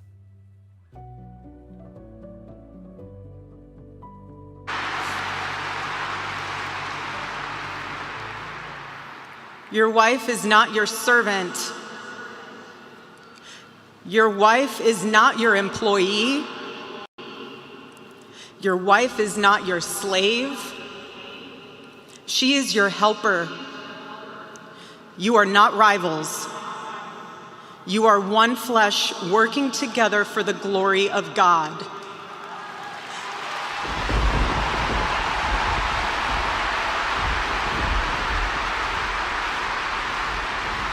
She dropped bombs right there, guys. She dropped heavy bombs right there because a lot of men, they just see their woman as a tool, as a, you know, and you know what I mean by tool, right? Trying to be respectful. And it's sad. You know, you're a woman, you know, you and her supposed to be building together. That's God's plan. See, the world we live in right now, women and men are divided because social media, the powers that be is keeping us divided and hating on one another, especially in the Black community. I don't know what is this thing of women saying I'm living my best single life. I'm just enjoying my single life. I don't understand that mess. I don't know who taught you that, but God never made you to enjoy your single life. He called you to be a wife, a helpmate with a righteous man. Righteous man, not Jim Bug, not Nunu or Marquise. A man with a job. Right? So it's up to you to make sure that you're in position as a woman to meet such a man. Right? You can't just blame the men and say, oh, these men ain't ish, these men ain't nothing. It takes two to tango. Two. You make decisions too. See, as a father, I got to teach my daughters about these men. I got to teach them. I got to tell them the truth. And I got to be raw too. I can't sugarcoat. You know? I mean, look at this person's name, Yay Yay. You see these type of names? It says, take that ridiculous hat off. Those are what you call ninjas. Those are the people I don't like. I don't like ninjas. I like Black people, civilized Black people, but people like that, I don't like them. I do not like those kind of people. Because all they do is hate. They hate this hat. They hate what this represents. Because those kind of individuals, they don't have no morals or values. No traditional values, no family values, nothing. Just savages. That's all they do. And it just brings community and the morale down. Imagine living around. Imagine if that person was your neighbor. Imagine if that person was your neighbor. Man, what a miserable existence. I was Charlie's confidant. I was his vault. His closest and most trusted advisor, his best friend. His advisor. Notice what she said, guys. A woman can be a man's advisor. She can give you encouragement, good advice, and you should listen. You know, a lot of times when your woman tell you something, she's telling you the truth. Always pay attention to the words of your woman. I poured into him and loved him so deeply, empowered him, because his love for me drove me to be a better wife. See? Every day he honored me, and I prayed that I could be the wife that God needed me to be for my husband. Women, I have a challenge for you too. Do you see how she's fair and balanced? She spoke to the men, now she's speaking to women. That's called being fair and balanced. And who you think she learned all of this stuff from? From Charlie Kirk. Not only was he a father, a believer in Jesus Christ, he was a good husband. He treated his wife with love and respect. Look how she's honoring him. Now she's going to talk to the ladies now. Be virtuous. Our strength is found in God's design for our role. We are the guardians. We are the encouragers. We are the preservers. Guard your heart. Everything you do flows from it. And if you're a mother, please recognize that is the single most important ministry you have. Come on, man. She's listen. Her whole segment, she's sharing the love of God. She's preaching truth. She's focusing on family, traditional values. How could you hate that? How could you hate that? But haters will continue to hate me regardless. Let's go.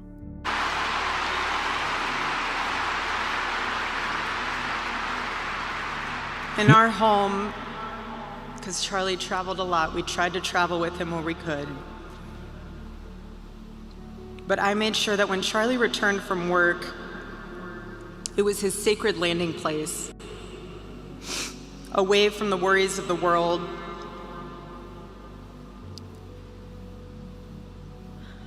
I didn't make him feel guilty for being away too long or too much.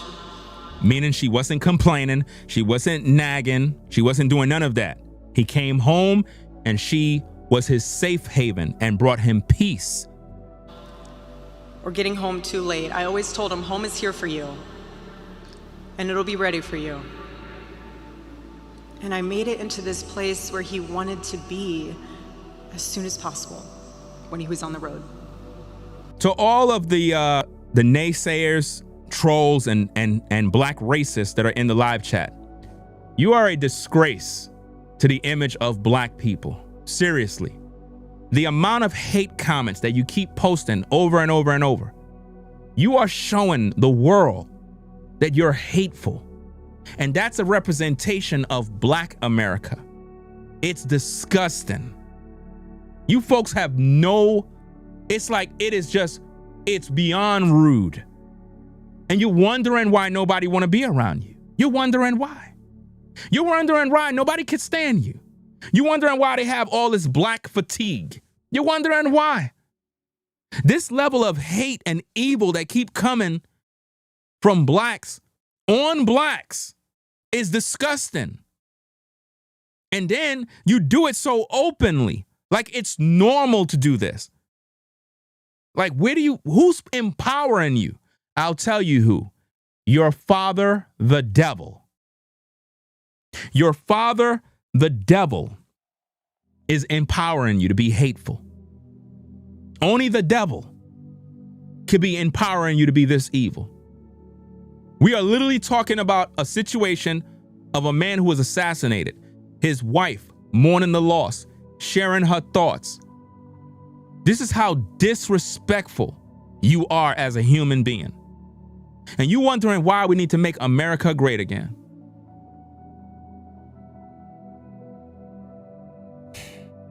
It's really sad, guys. It's really, really sad. I'm 48 years young. 48. And I've seen so much in this world. And I've seen the black community fall deeper and deeper in self-hatred. Deep self-hatred. And what it really is we have become jealous of one another.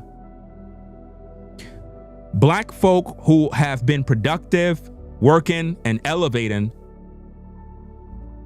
they get all the hate from blacks that don't want to work. And then the blacks that don't want to work, they're jealous of white people. And if you're black and you move out the ghetto, out the black community, they say, oh, you're trying to fit in with white people. Nobody's trying to fit in with white people. I'm trying to be me. I'm not trying to be white. Just like a white man is not trying to be black. We're just trying to live our lives in peace away from savages. Nobody want to be around a bunch of damn savages and animals and gang members and violence and drugs and guns. Nobody want to be around that mess. I mean, we could keep the guns, your Second Amendment, you know, I mean, it is what it is. But I'm talking about people that are not responsible. You know what I mean? Shooting and killing innocent kids and elderly grandmothers out in Chicago, which is what's happening every single day. Nobody don't want to live in that mess. Anytime you black and you do well and you move out the ghetto, what's the first thing that happened? Your friends betray you. Your family start talking garbage about you. Why? Jealousy. They're jealous. They're jealous. Are we going to push all the buttons? Because they need to hear that truth. I'm tired of this nonsense. We treat each other like garbage, bro. All the hate that I get come from the black community. All of it. There's a damn 99-year-old man on YouTube right now. The dude is literally at the last point of his life. And the dude make videos about me. Speaking negative. He supposed to be getting his life together with Christ right now. He supposed to literally be getting ready to die. And instead, he's negative towards me. Rather than teaching young men, giving them wisdom, he's demon possessed. That's how sick the community is, bro. That the elderly is just as evil and violent as the youth. Absolutely sick. I don't know if any of y'all seen that, but there's this elderly guy on YouTube, guys. The dude is probably 90 years old. And he makes videos cussing and cursing me out. He's supposed to be getting ready to go to the grave, getting his life right with God, repenting. But instead, he's worried about me. It's really that bad. There was no keeping score between us. Think about this. Somebody in the live chat says, you're talking down about your own people. You're a savage. Adrian, you are a savage if you feel that way. Because nobody's talking down to anybody. You just don't like accountability. And this is why black men are in prison. This is why black men are getting garnished their paycheck because they're on child support because they don't want to listen to the truth. Why would you say that? Why would you say you talking down about your own people instead of motivating? Motivating? What?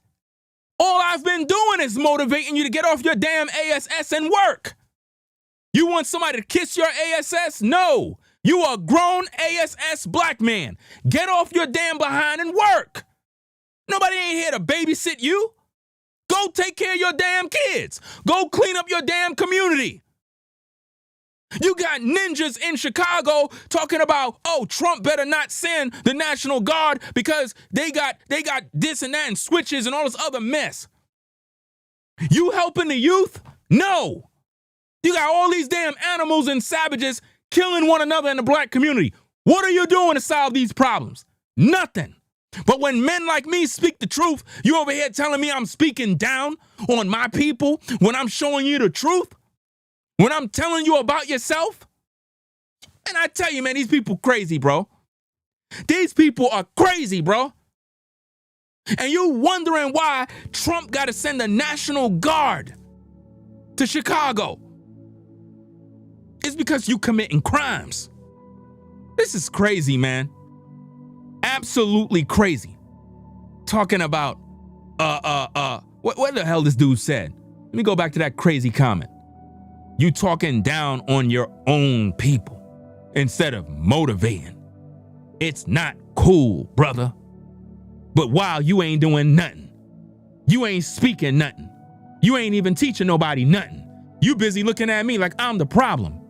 And this is why black men can't get along, because of black men like you who are hateful towards black men like me that put in the work. And this is why you hated Charlie Kirk, because Charlie Kirk rebuked black men, spoke against the issues that black men are doing. And y'all didn't like it. And y'all celebrated when the man is dead. Talking about speaking down on somebody. I'm speaking the damn truth. If you don't like it, leave. That's the problem.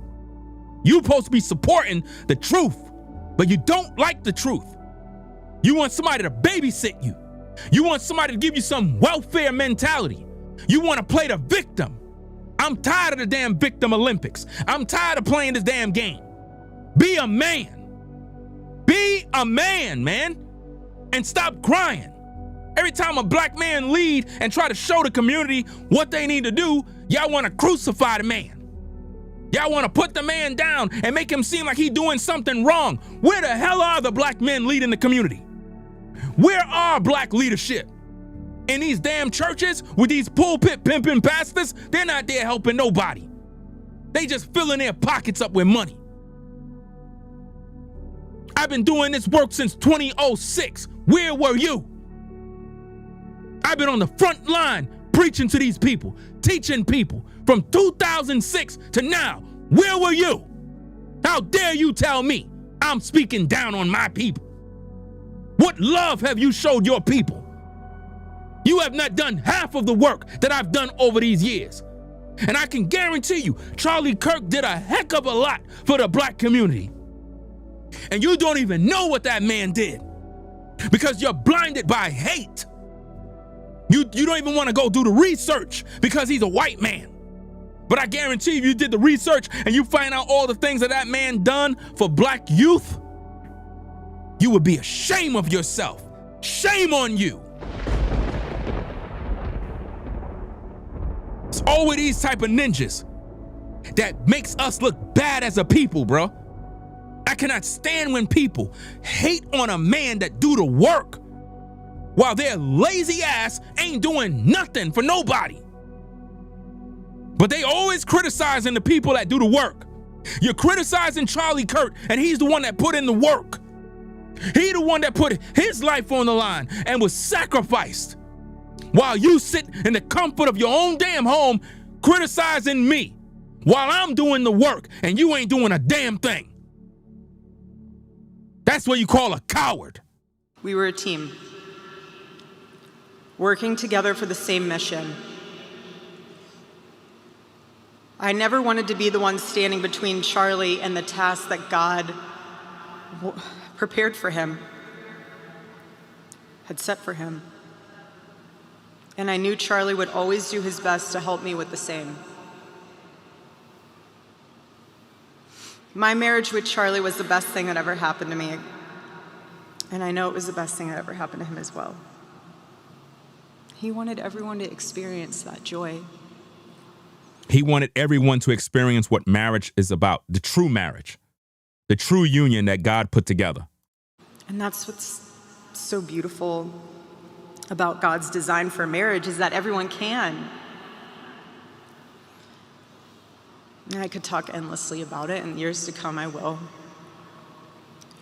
But Charlie's mission above all was aimed directly at those who aren't married. He named his organization well. He knew things were not right with America, and especially with young people, and they needed a new direction. Charlie passionately wanted to reach and save the lost boys of the West, the young men who feel like they have no direction, no purpose, no faith, and no reason to live. Do you see what Charlie was into, guys? Not only white youth, but black youth. He took on that responsibility. He took on that burden. You understand? He took on that responsibility. That was his passion.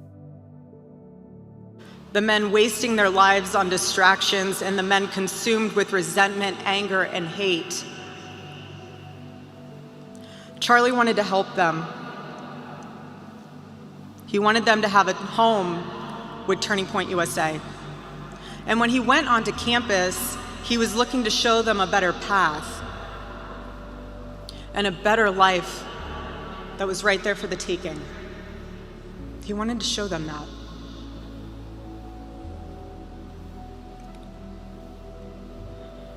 My husband, Charlie, he wanted to save young men just like the one who took his life. You got people in the live chat accusing me of being Jamaican. I'm telling you, none of these people know me. None of these people know me. These people are crazy. They're literally just making stuff up as they go. They don't know me at all. This is how the world is, guys. People literally will make up stuff saying you're this, you're that. I'm American.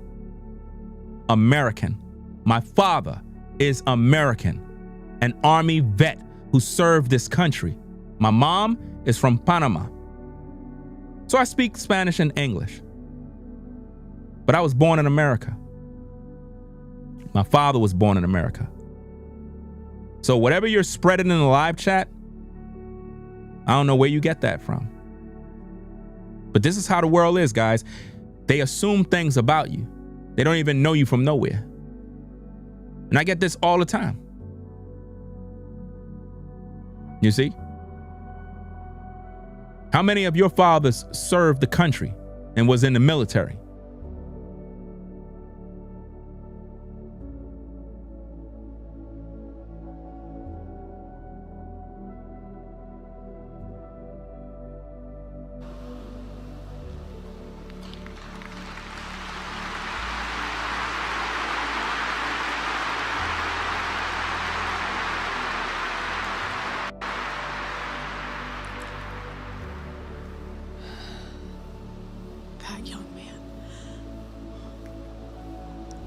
Young man.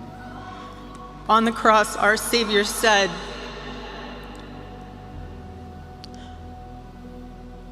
"Father, forgive them, for they not know what they do." That man, that young man, I forgive him.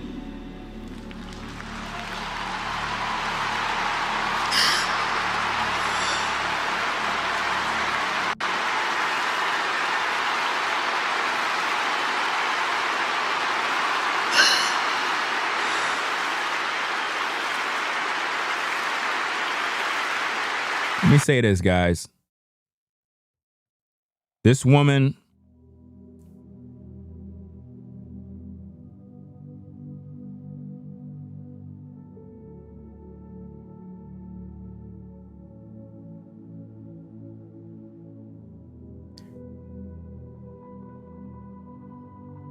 for her to take the time to forgive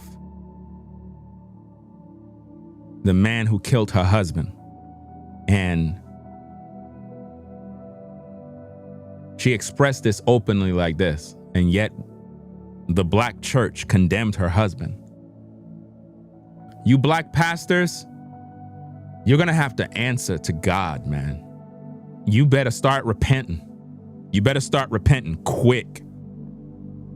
You better repent publicly, you better send an apology to Erika Kirk. Because at this point, you guys are in trouble. This woman forgave the killer who assassinated her husband publicly. And you pastors condemned her. You pastors condemned her rather than showing compassion. You accused Charlie Kirk of being a racist and a white supremacist. You slandered that man's name when you should have been showing her support. But you want everybody to send money to your churches.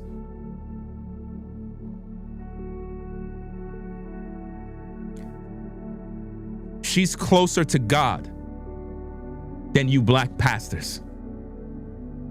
She have more of a relationship with Jesus Christ than you. We can see the fruit. Your fruit as black pastors is disgusting. Jamal Bryant, you are a disgusting person, full of hate, and you're evil. You understand? Howard Wesley, I'm calling you out by name. You're disgusting. YouTuber, new breed.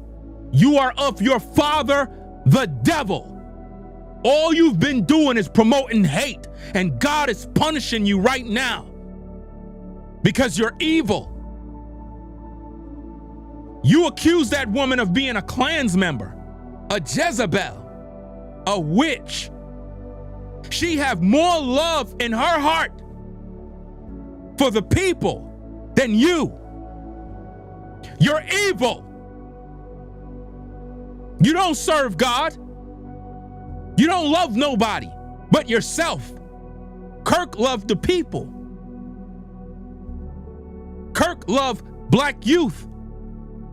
He loved white youth, Asian youth. He challenged the youth. He didn't care what your color was. What he loved is to communicate with people.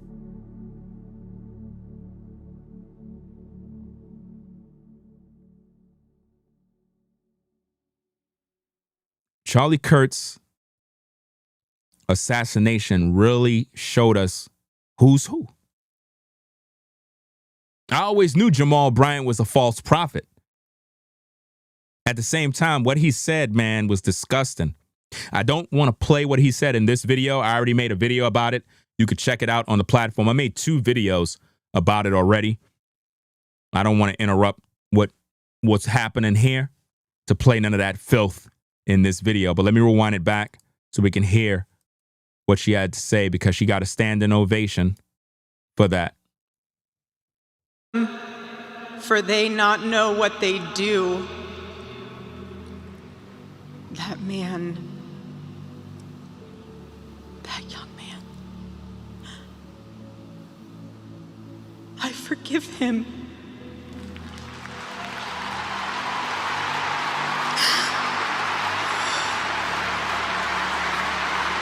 Everybody in that place was crying. Everybody in that house was shedding tears. Everybody. And the reason why a lot of people is just spewing their hate is because they're full of the devil. You can hate me all you want. None of that hate does a thing to me. Matter of fact, your hate is energy. So as you hate me, that's energy. That's energizing me. Your hate fuels the flame of this content. You understand? That's what's really going on. Your hate is fueling the fire to put this truth out. She forgave. She did something that a lot of these racist blacks are not doing. Forgive. You guys are still talking about slavery. You guys are still talking about, oh, the white man this, the white man that. Forgive and move on. forgive and move on. She forgave a killer, but you stuck on slavery. You understand? You got people doing videos about this ceremony, and all they're doing is finding fault, being negative, trying to find something demonic. I don't got time for all of that. I'm focusing on what matters, and what matters is making sure that Charlie Kirk is defended, number one, that the wife get the support that she need, and people hear the truth, right? Because she's the one mourning. She's the one dealing with the loss, and people came there to support. If you don't support her, then that's your choice. But spewing hate, I don't even know why you expressing it here. It don't make no sense. It's like, find something else to do with your time. All that hate is just negative. That just goes to show where your life is. You know, hateful people are miserable. They don't have much of a life. You know, you need to learn from this. Learn what forgiveness is.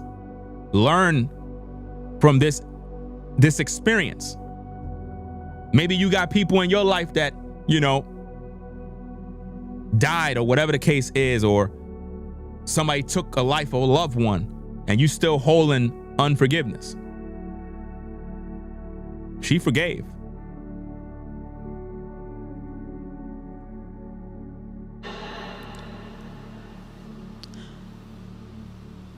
Father, forgive them, for they not know what they do. That man, that young man, I forgive him.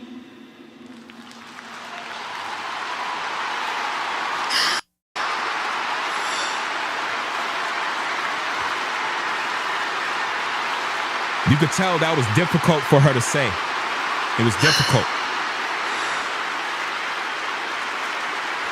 She's literally teaching everybody in that audience to forgive. Believe it or not. Her act of forgiveness is teaching other people in that audience to forgive other people. Believe it or not, there are people in that audience, thousands of people, that have been holding unforgiveness, that have been mad and angry with other people for years and years. So when you see everybody crying and everybody's, you know, mourning with her, it's because they're remembering people that did them wrong or did something. And it's like, now they realize, hey, I got to forgive. I got to forgive now. You understand? That's why I made the thumbnail the way I did, because a lot of people was showing a lot of emotion. You see? Let me see. Let me shout out the super chat real fast. Let's see what we got. We got Irv. Shout out to Irv G80 for the $50 support. Appreciate you sponsoring the show. Appreciate you supporting the work. Much appreciative. Hey, I'm very grateful, guys. Shout out to everybody that supported the show thus far. I'm very, very grateful, guys. Be sure to subscribe to the channel. Hey, look, I cannot do this, guys, without your support, without your help. So I am deeply humbled that you guys would even choose Ringo TV to pretty much even view and listen to my commentary in regards to this particular situation. I know you guys have busy lives. I know everybody have their own belief system. I'm just trying to do some good content. I'm trying to do some good content. Make something that reaches people. That's what Charlie would want. Something that's going to reach people. Water those seeds that were planted. Put something good in the earth. Positivity. Something positive. There's too much negativity in the world. That's why I like listening to this other YouTuber named Damon Darling. He's a comedian, very popular. He does a lot of comedy routines by just going to stores and just being goofy and stuff. And one thing he loves to talk about is how in the world we don't talk, we don't communicate. Everybody's uptight. And it's like when you're being nice to people, people get nervous when you're being nice to them. So we have to bridge the gap. You know, we really do. We have to bridge the gap and begin to communicate and normalize being positive. There's too much negativity in the world. It's too much of it. It's so toxic. It makes people not want to be around nobody. I feel that way all the time. I don't even want to be around people. It's so negative. Every time you try to be around people, they just want to argue and hate and find a fault. They always criticizing you in a negative way. Anytime you do something positive, people hate you. But when you do something negative, they're the first to promote it. When you're off to college, nobody talks about it. When you start a business, nobody helps promote it. But if you get arrested, they're on YouTube, Facebook, talking about it. Negativity sells.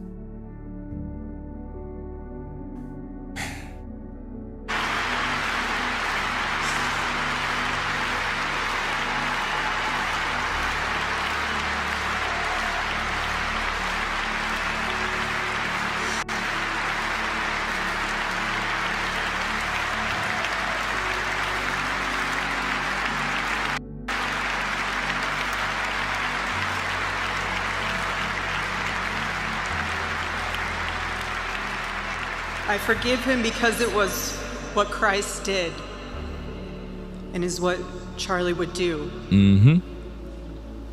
The answer to hate is not hate. Right. The answer we know from the gospel is love, and always love. But see, these YouTubers, all they do is hate. They're fake, guys. You got a lot of YouTubers.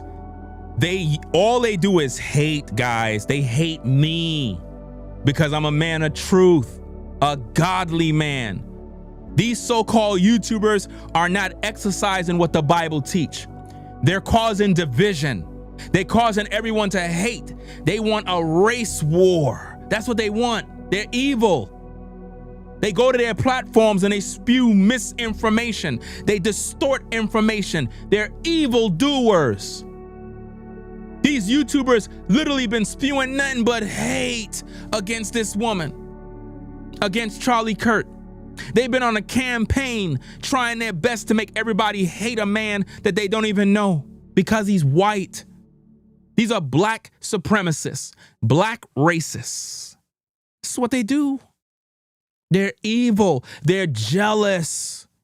A lot of these YouTubers are jealous of me. All they do, they talk about me all day, all night. They can't rest because they watch me all day thinking about what I'm doing because they're jealous. They're listening to me right now.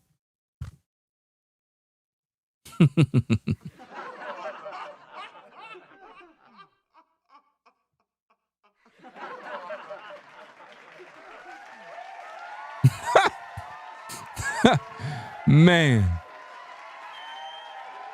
Let's get back to the content, guys. Let's go. Love for our enemies and love for those who persecute us. Right. That's what they did to this woman. A YouTuber persecuted this woman, called her a Klans member, a Jezebel, a witch. A YouTuber called her that, guys, a black YouTuber. That's wrong. That's hate. The world needs Turning Point USA. It needs a group that will point young people away from the path of misery and sin. Right. It needs something that will lead people away from hell in this world and in the next. It needs young people pointed in the direction of truth and beauty. And why Jamal Bryant ain't pushing the youth towards truth? How come Howard Wesley didn't preach truth? He spoke hate. And so I promise you today, every part of our work will become greater. I am tremendously honored to be the new CEO of Turning Point USA.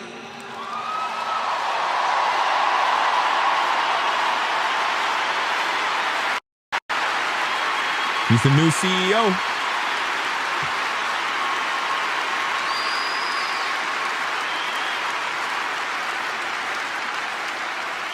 I do not take that lightly. Charlie and I were united in purpose. His passion was my passion, and now his mission is my mission. Everything that Turning Point USA built through Charlie's vision and hard work, we will make 10 times greater through the power of his memory. Chapters will grow, thousands of new ones will be created. TPUSA Faith will add thousands of new pastors and congregations. And the black community is upset about this, guys. You got black influencers that are literally against what she's talking about. And the truth is, what exactly are you haters doing? You ain't doing anything. You ain't doing anything for your people, but complaining, trying to make everybody become angry. That's all they do, especially when they talk about me on YouTube. All they do is try to make people get angry with me. Number one, I don't care about these other platforms in terms of what their viewers think, because they're not my viewers, right? I'm trying to focus on what exactly and why is the black community so hateful towards a man that didn't do anything to them? And why are they listening to influencers that have been lying to them the whole time? They've been telling you that Charlie Kirk is a white supremacist and a racist. If you actually go watch Charlie Kirk's video, he have never said anything racist. He have never done anything like that. How come these YouTubers don't talk about the fact that Charlie Kirk been trying to empower and have been empowering young black youth? There's video showing him doing this. A white supremacist would never do that. A racist would never try to educate black youth to be better men. Never. Never. It takes a good soul who want to see young men do better. A good person, only a good person would do that. Not a racist. Are there racists in the world? Of course there are. Are there white people that don't like black people? Of course there are. But let's also make this clear. There are black people in this world that don't like white people either. So if you got white racists, there are black racists, right? Charlie Kirk was not no racist. And they're mad as hell. They mad because I got this hat on. They mad. But ask them, who do they represent? Because I'm going to tell you one thing. Watch this, guys. Watch this. You're either Democrat or Republican. There's no middleman. You're either a Democrat or Republican. Liberal, conservative. Make your choice. There's no middleman. Oh, I'm an independent. I'm an independent. No, you're not. No, you're not. Because when we're having our debates and when we have our arguments, we know which side you're on. We know which side you're on. You're not on the side of good. You're not. You're on the side that's keeping you oppressed. You're on the side that's keeping you on welfare. You're on the side that's keeping you thinking like a slave rather than elevating your mind so you could go out there and build your community. The white man should never have to come to the black community to solve your problems. The black man is supposed to solve his own problems. But because the black man is weak mentally and don't want to work, it takes the white man to have to come into your community to do the job you should be doing. Trump should not have to send the National Guard to Chicago. He should not have to do that. Black men are supposed to handle their own issues. But we don't want to do that. So if Trump laid it down and ruled with an iron fist, it's because black men have dropped the damn ball. Period. You failed your people. Don't get mad at me. They hate me because they're not being men. Anytime you see these social media influencers talking about me, it's because they failed their community. What the hell are they doing? What are they doing to empower their people but talking ish all damn day on social media? They not building nothing. They're just jealous, they're hateful, and they're evil. And the people who follow them are just as evil. And none of them are solving no problems. But over here, we changing lives. One viewer at a time. Facts.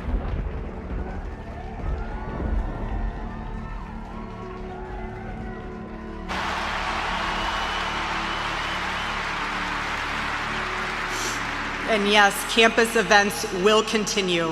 How is it that she's able to do that? How is it that she's able to do all of that? How is it that Charlie Kirk is able to put all of this stuff together? But you got all these black men in the black community. Y'all can't even come together. Y'all can't even come together to build anything, to bring any men together, to build nothing without bloodshed and fighting. It's sick, man. And we will continue to hold debates and dialogue.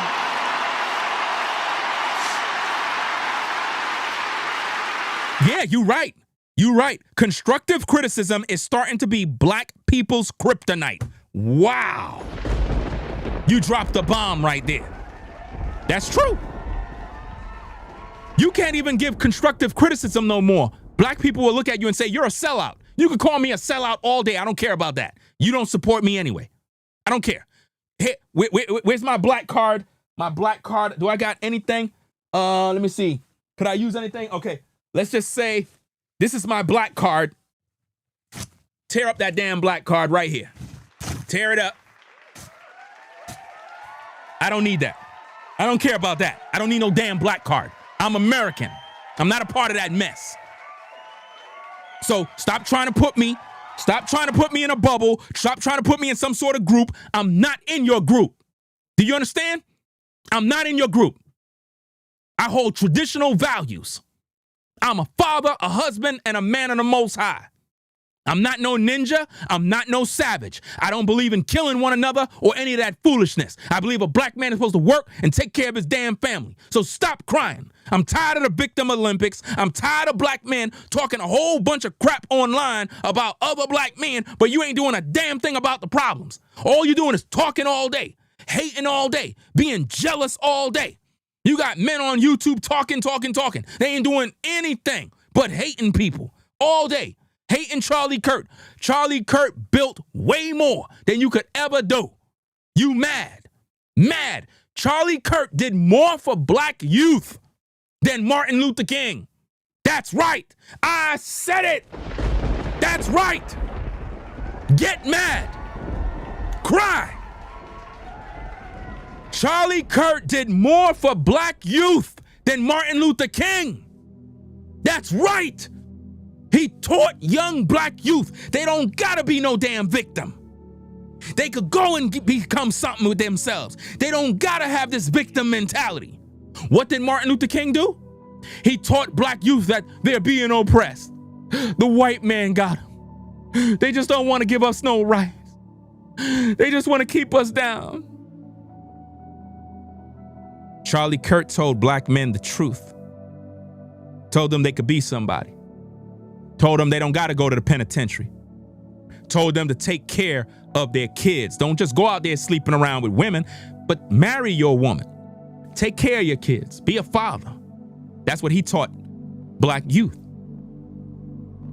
And you mad at that?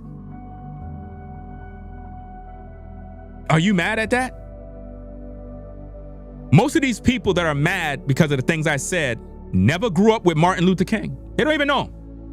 These are the very same people that defend George Floyd, a criminal. These are the very same people that when George Floyd died, they were in the city burning the cities down. You literally hold up. Now think about this, guys. Black folk are going around saying that Charlie Kirk died a martyr, and they're jealous. But these are the same people that held up George Floyd as a martyr and made a statue and was using Black Lives Matter to push their agenda. This is the very same guy they labeled a hero, and he was a criminal who beat women, had sexual relations with underage young girls in corn videos. That's right. That's the man they defended.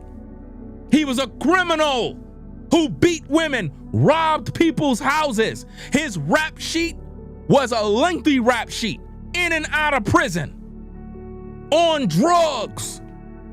And the black community held him up as a hero. Are you kidding me? But yet, a man who dedicated his life to Jesus Christ, who wasn't out there cheating on his wife like Martin Luther King. Hello? Martin Luther King was out there with all the women doing dirt, not Charlie Kirk. He was a faithful man that took care of his family. And you mad at me for speaking this damn truth? You mad at me?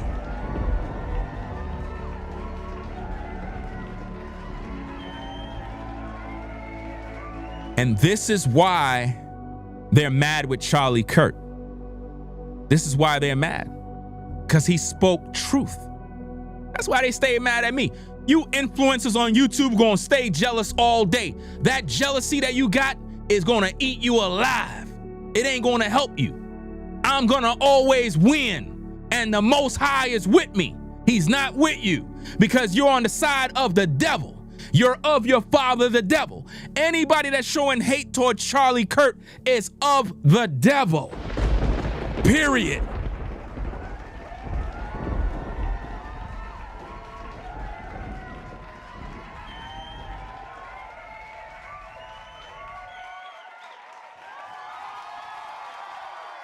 Let's get back to the content. The First Amendment of our Constitution is the most human amendment. We are naturally talking beings, naturally believing beings. And the First Amendment protects our right to do both. No assassin will ever stop us from standing up to defend those rights, ever.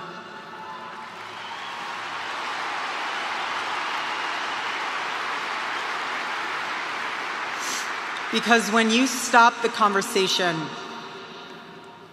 when you stop the dialogue, this is what happens. When we lose the ability and the willingness to communicate, we get violence. That's facts. And as I stand here now and I look at this beautiful photo of my husband in front of me hanging in the stadium. That's true, guys. I truly believe that Charlie Kirk was going to be the next president. I truly believe that. I really, really believe that. That's why I'm saying I believe his death, it was more, guys. It was more than just because they disagreed. It was really because he was going to be the next president. Like who was going to be the next president? Think about it. Who? Who was going to be the next president? Think about it. He was the guy. He was the next guy. He had all of the makings of being a president. Loved by the people, smart, intelligent, a patriot, a man that believed in American values, a family man. I mean, he was just perfect for the job. Somebody saw that coming and said, no, get him out the way. It's deeper than that, guys.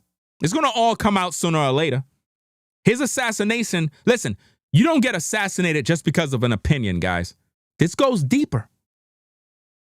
This goes deeper. Look deeper to find the answer. Charlie was going to be the next president of the United States. He was going to run for presidency. Trust me. It was going to happen, and he was going to get elected. I think of my husband 13 years ago. I hadn't met him yet. He was 18 years old. A man barely out of high school, running around the halls of the RNC without $1 in his pocket and a single contact in his phone. People who saw him said that he didn't know what he was doing, but he did. He did know what he was doing. He knew exactly what he was doing. He was going to change the world, and he did. Charlie's life was a turning point for this country. It was a miracle. Let that miracle of Charlie's life be your turning point as well. Choose prayer. Choose courage. Choose beauty. Choose adventure. Choose family. Choose a life of faith. Most importantly, choose Christ.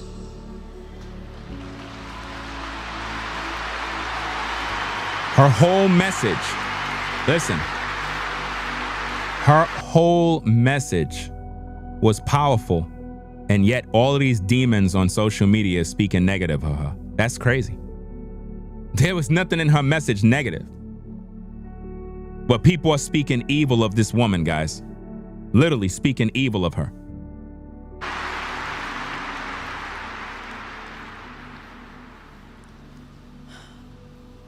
I love you, Charlie, baby. And I will make you proud. God bless you all, and God bless America.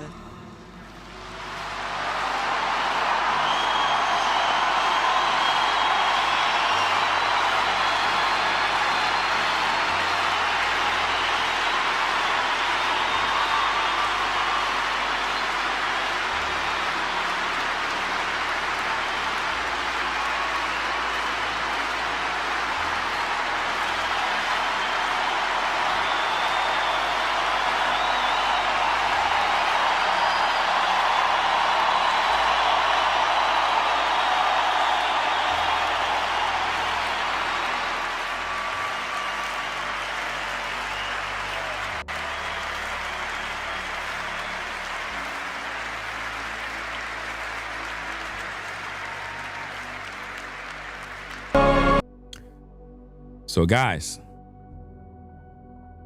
it was powerful. There's evil in the world, guys.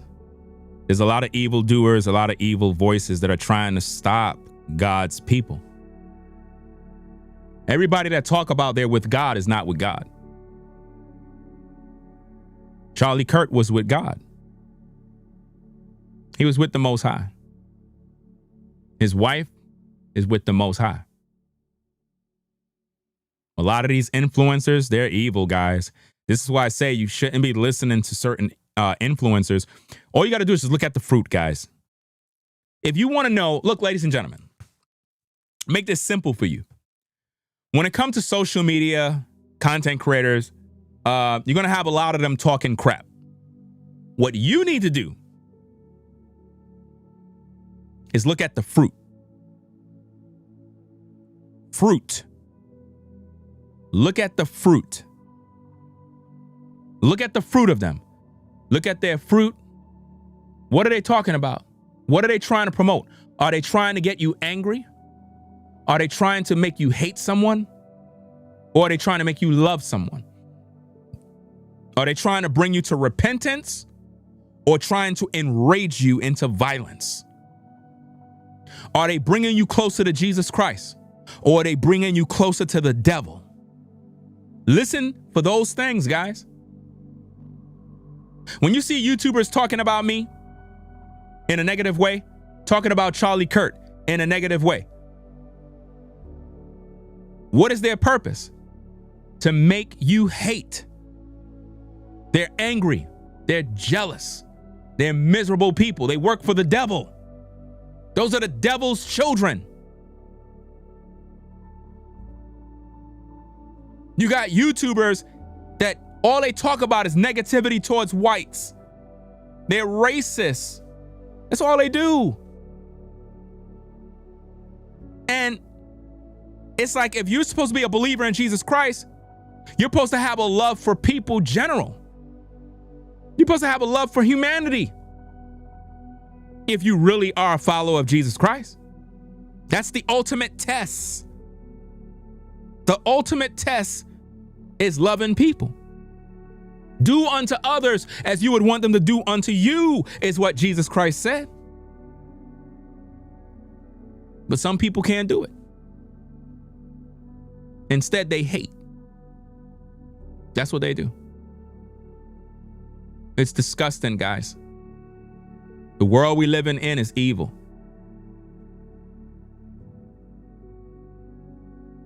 Where's the fruit of the Spirit in the black church? Where's the love of Jesus Christ? This woman gave a beautiful speech, loved her husband, but more importantly, she promoted God the whole time. She promoted God the whole time. She promoted truth. That event brought more people to God than these haters on social media who just want a YouTube check while leading people astray. They're leading people from God. Most of these savages that you see on social media speaking negative of Charlie Kirk are evil men. They're evil. There's no love in their hearts.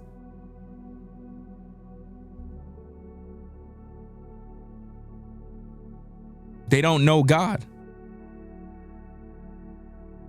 They're wolves in sheep's clothing.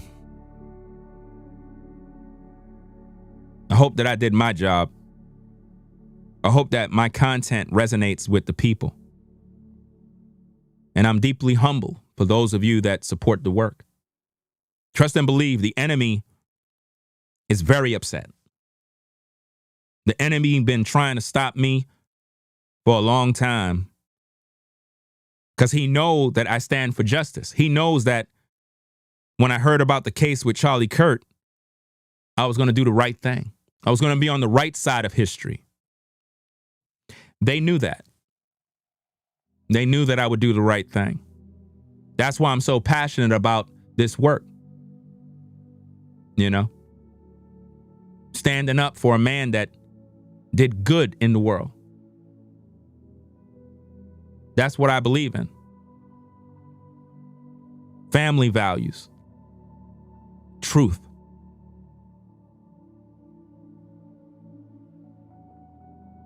These manipulators and deceivers, man, they're the most evil. The same way they twisted every word with Charlie Kirk, the same thing they'll do to me. They'll twist things around, make you believe this, take small little snippets of clips and twist and manipulate and gaslight viewers and just do a bunch of evil. The point is to just make people not like you. But here's the thing. I don't care. I don't care. Because the Most High is sending the right people my way, the right audience, the right people who are supportive. This is why my haters are jealous of me, because I get the support of the people. They're jealous. If the people felt I was a bad guy, they won't support me. The people could see by my work, they know. That's why I'm grateful, because I can't do this without the people. I won't have a platform without the people. The people make the platform. Yeah, I do my job. I do a heck of a good job. At the same time, if I don't got the support of the people, I don't got anything. Charlie Kirk had the support of the people. You know why? Because they believed in his work. They believed in his work. And the crazy thing, guys, is when he got assassinated, it's sort of like his supporters and people scattered, not knowing what to do. This is why in a race, you have that baton that get passed to somebody else and they move forward speaking truth. Now, there will never be another Charlie Kirk. Never. There will never be another Charlie Kirk in the world, guys. Never. Don't look for someone else to be a Charlie Kirk. Look for the truth. Look at what he taught. Look at his examples and the experiences you may have gotten. You know, think about that. Live on that. You know? So, we're going to get up on out of here, guys. We're We really got to come together and put our differences aside and realize that this man's assassination really touched the world. It really did. It showed us who's who. It showed us who the evildoers are, who are the good people. And the good people represent all nationalities of people. It's not just white. It's not blacks. It's not this. There's bad apples in every group. We just got to know who's who. If people are disrespecting this man's death, disrespecting his wife, you know where they come from. They come from the devil. I can't do that. You know, all the haters that are hating on me, y'all could hate all day. Your hate is not stopping me. Your hate is not stopping me. Your hate helped me to grow. Your hate ain't doing nothing. You know, all you're doing is wasting your energy because you can't get in the way of God's plan. That's the thing. Some of y'all trying to get in the way of God's plan. That's not going to work. You can't get in the way of God's plan. Hating me is never going to stop nothing. God's plan is for me to do this work. And I'm going to do this work. And the more you get in the way, the more God is going to bless me. And he's going to make you see it. He's going to make you get so jealous. And I'm talking to you influencers that are in the sidelines, envious and jealous and watching, monitoring everything that I'm doing. You're sitting there grieving right now, holding your coattail like, oh my goodness, what the heck is going on? Yeah, God is moving. God is moving. God is with me. That's right. And he's allowing me to do this work. And a lot of y'all mad. To the black community that is spewing a lot of hate and racism against whites, against Charlie Kirk, you need to repent. You need to repent of your sins and get right with God. You know, you need to get right with God. You're on the wrong side of history. All of this victim mentality stuff is holding black people back. We got to get right back with God. We got to repent. You know, how are you going to have all this hatred for white people? What if you get in a car wreck? What if you get in a car wreck? You don't think most of those motorists that are white are not going to stop? They're going to stop. They're going to stop to check in on you to see if you're good. They do it all the time. White people be the first to stop. You ain't know that? Put a 1 in the chat if you notice that. White people be the first to stop. You crash up, they be the first ones to stop on the sidelines, pull over, and come like, you okay? You all right? You need help? You need a bottle of water? And you be like, damn. They actually care.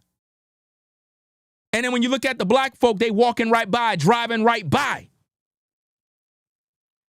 They drive right by you while you dying.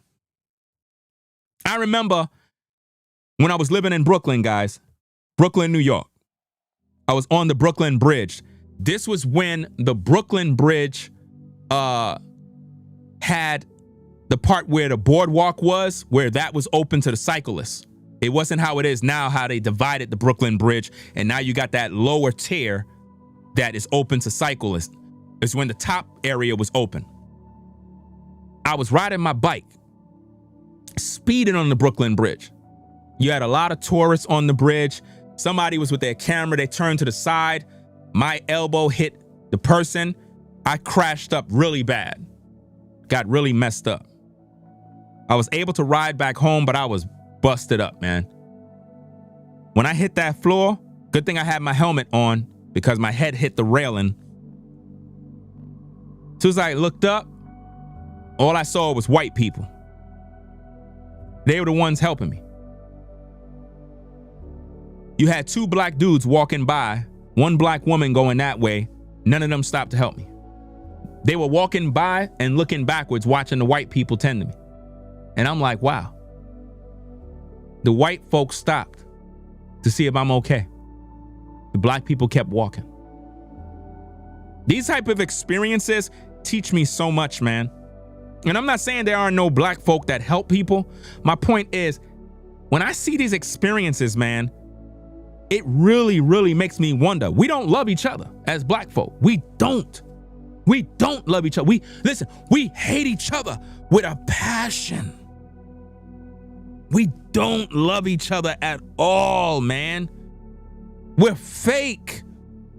We put on this fake brother stuff on social media. Oh, brother. Hey, brothers and sisters. All of that is fake. That's fake. I know it's fake. Because when you go in the black community and you see how we really are towards each other, we treat each other bad, man. It's not like back in the day when you needed some sugar, you needed some eggs, 2 loaves of bread, and you go and ask your neighbor. Those days are over. You can't ask your neighbor for nothing. You can't. Back in the day, your neighbor used to watch over you. You get out of pocket, your neighbor would whoop your ass and then tell your mama, I saw your son doing X, Y, and Z, and I took my strap and boom, boom, boom. And your mom would say, thank you very much. And then she would get her belt and deal with you too. I came from that generation. You know? When you speak truth like this, guys, the black community will disown you and hate you. I don't care. Disown me. I don't care. I don't need you. I don't need haters, racists, and haters from the black community. The supporters that I got, civilized black people, civilized human people, whether they're Asian, white, black, civilized people support this platform. This platform resonates with civilized human beings. Civilized human beings, not savages. And this is why they're upset with me, guys. This is why they're mad. They're mad because I'm the only one on YouTube that's talking about these topics with Charlie Kirk, and I'm literally making headlines, literally dominating, and it's eating their heart up, bro. It's eating them alive. It's eating them alive, and they're pissed. I started defending Charlie right away, and the black community got upset.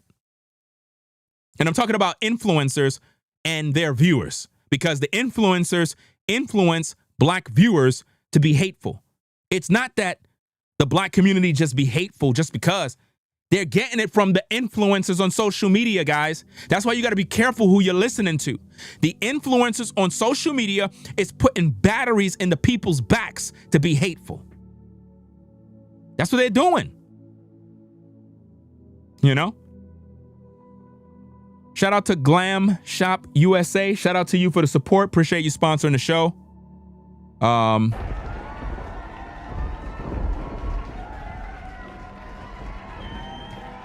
Says, thank you for teaching.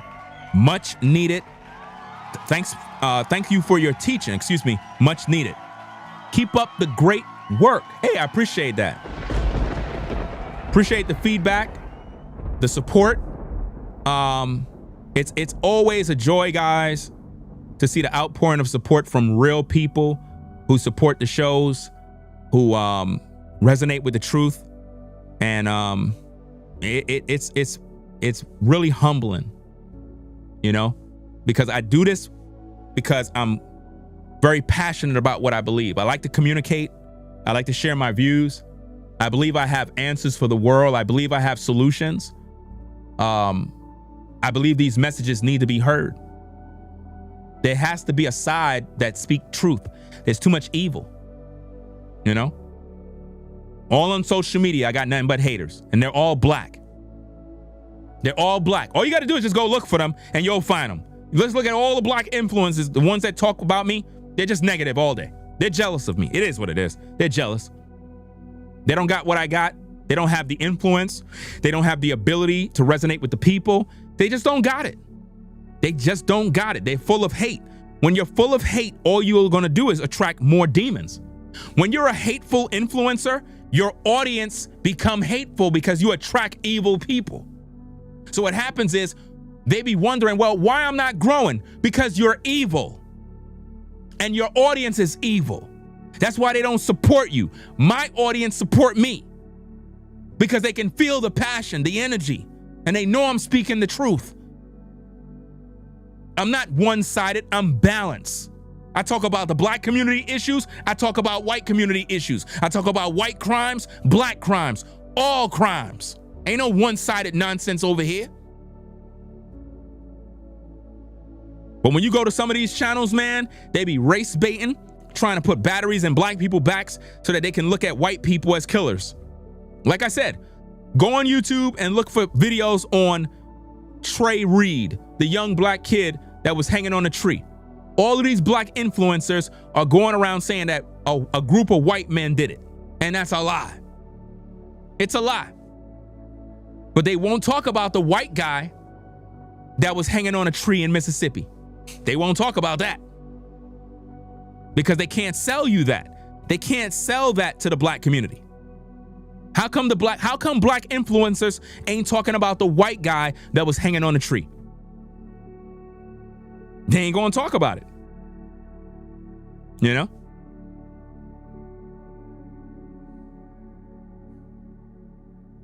So hey guys, we're gonna get up on out of here. Shout out to Ezandra for the support. Appreciate you sponsoring the show. $50 support.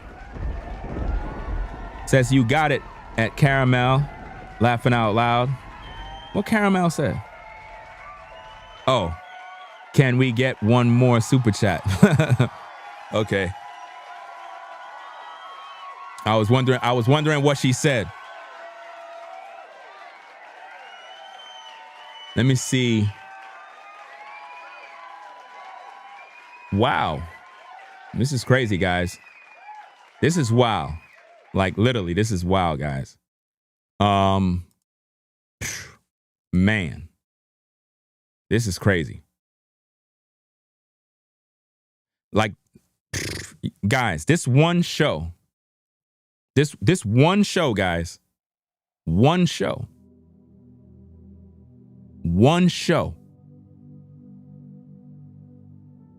almost 2,000 people subscribed in one show.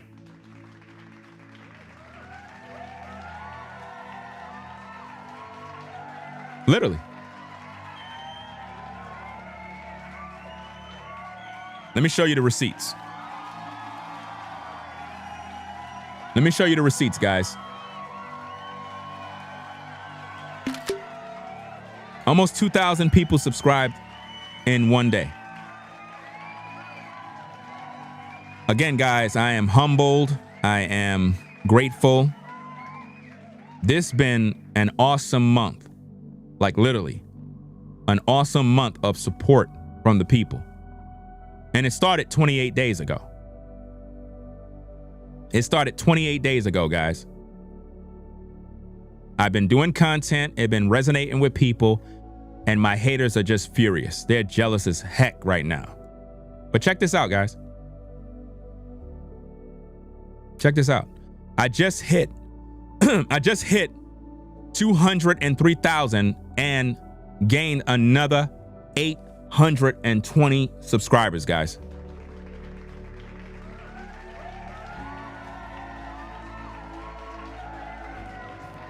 This month alone, we gained 17,652 subscribers in 28 days.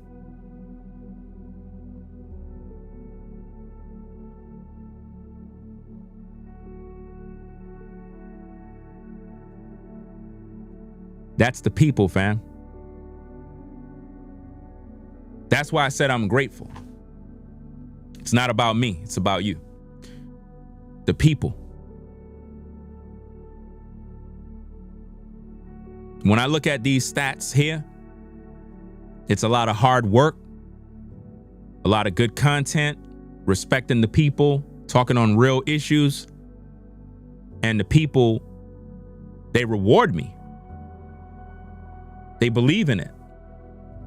It feels good. But it keeps me humble. Because I know what it took.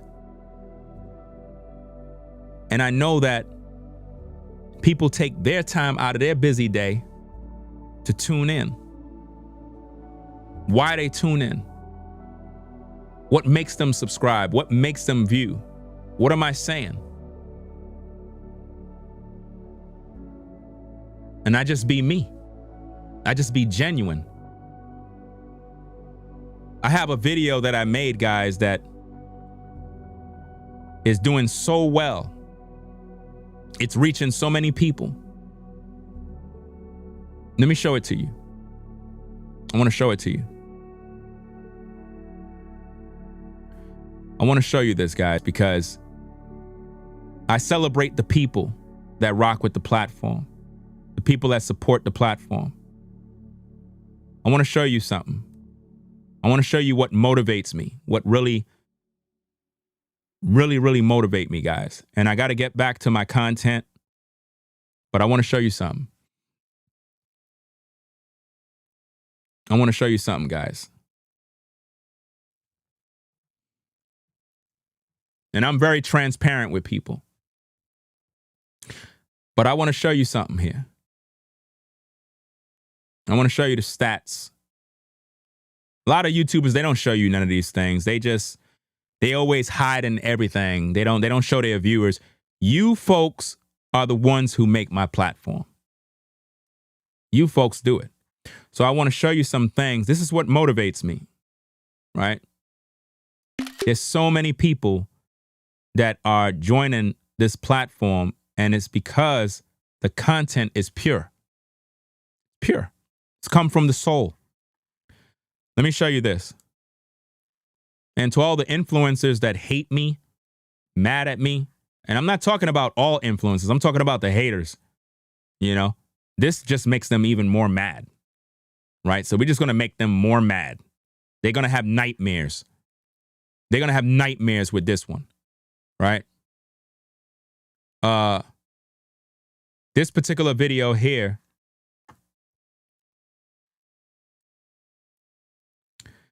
this video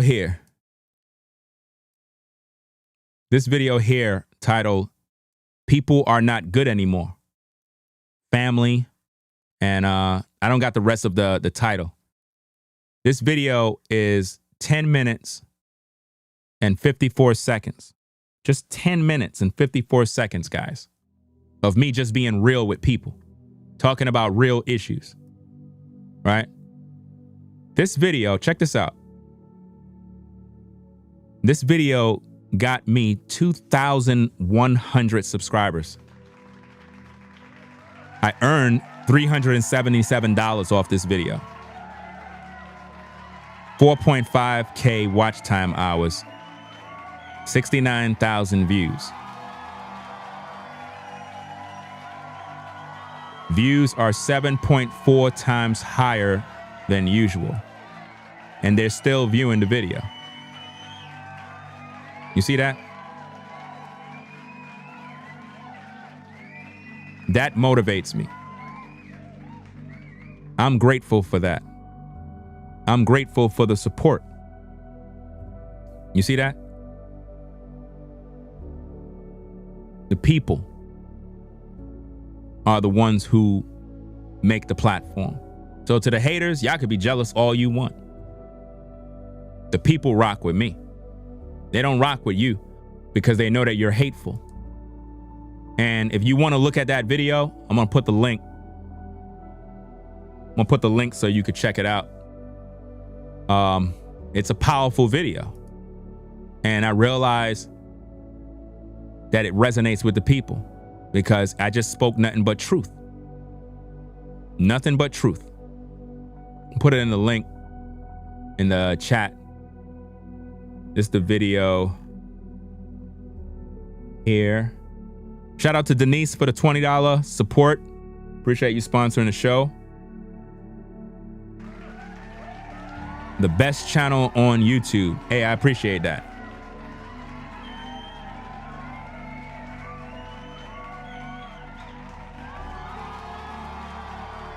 That's the link to that video that is getting a lot of headlines, right? All the people you see in the live chat hating me, they're just jealous. They're not going nowhere. They're miserable. Guys, one thing you have to understand about life is when you're jealous and you're hating someone, for their success, you will always fail. You will never grow. Never. Because you're a hater. You're supposed to celebrate somebody. You're supposed to celebrate people when they win, when they grow. You don't hate them. You hating them is more proof you will never grow. Never. Because your hate and bitterness keeps you down, and nobody's gonna like you because they realize you're an evil person. You're not good. I'm transparent with the people. How many YouTubers you know show people stuff like that? I'm proud of that. That's a proud moment for me. I may not get millions of views like others. That's a milestone for me. I'm grateful for that. You know why? Because you, the people, support the shows. I put in work. I put in a heck of a lot of work. It's a struggle. It's long overdue. You know? So I'm grateful. And it's so crazy when you celebrate and you feel good about your accomplishment, people get mad at that now. They don't even celebrate with you. How many of you graduated college, your family don't even celebrate you? You start a business, all your friends turn against you. You say, hey, I'm going back to school. You going back to school? Man, you a dummy. Why are you going back to school for?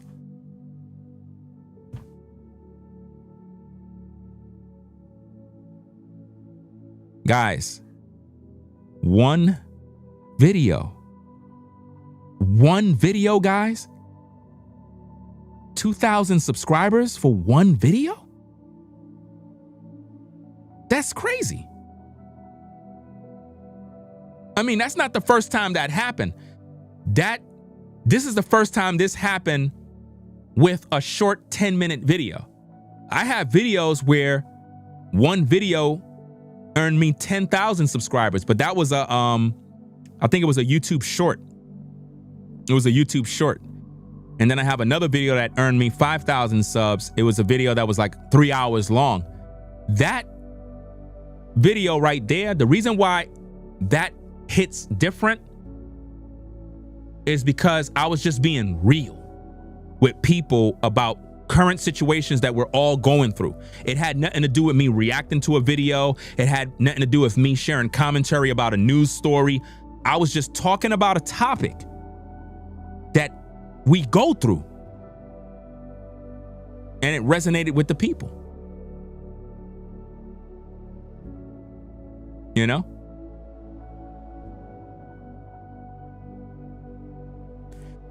So it is what it is, guys. I've been on YouTube since 2006, from 2006. I have multiple YouTube channels.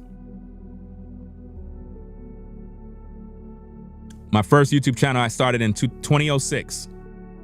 I've been doing YouTube from 2006, guys, 2006. So I'm a veteran in YouTube. I've been here. I mean, YouTube started in 2005, but I registered in 2006. And I've been consistent till now. And there have been a lot of people that have been trying to sabotage me, trying to stop me. They don't want to see me grow. They want to see me homeless. They want to see my children starve. And it's coming from black people, guys, which is really sad. It's not coming from white people. It's coming from blacks. The black community, guys. All you gotta do is just search it up. You'll find it. It's like the black community just want you to die, bro. Like, it's sick. It really is sick, man. I've never seen people hate a person so much. Like, they act like I'm the damn problem in the world. Like, all the problems going on in the world, the black influencers that are jealous, they just talk about me all day in a negative way. They never talk about anything positive. But they never talk about the white man that they claim is the white supremacist. They talk about me. Because I'm the one they want to destroy because I'm in their way. That's what it is. They feel like I'm working for white people or something. I'm just speaking the truth. That's it. You know? Somebody said now he wears a MAGA hat. The truth is, why are you watching me? You said the devil is the white man. Do you see the racism, guys? The person JP said the devil is the white man. Really? So how come black people are killing each other in the black community? If the white man is the devil, why in the black community blacks are killing each other? Answer that question. If the white man is the devil, according to black racists, why is it that in the black community, blacks are selling drugs to one another, having gang-on-gang violence, killing women and kids? Why does this happen if the white man is the devil? Why are black men selling drugs to their own community if the white man is the devil? What do you mean, so who is the devil? The devil is the devil. Why are you calling white people the devil when black people are killing one another? Why? You want to talk about genocide and what happened to our people? What about abortion? What about all the babies that have been killed? We can easily say, oh, the black woman did that. No, not just the black woman, the black man too. Who gave the black woman the money to go to the abortion clinic?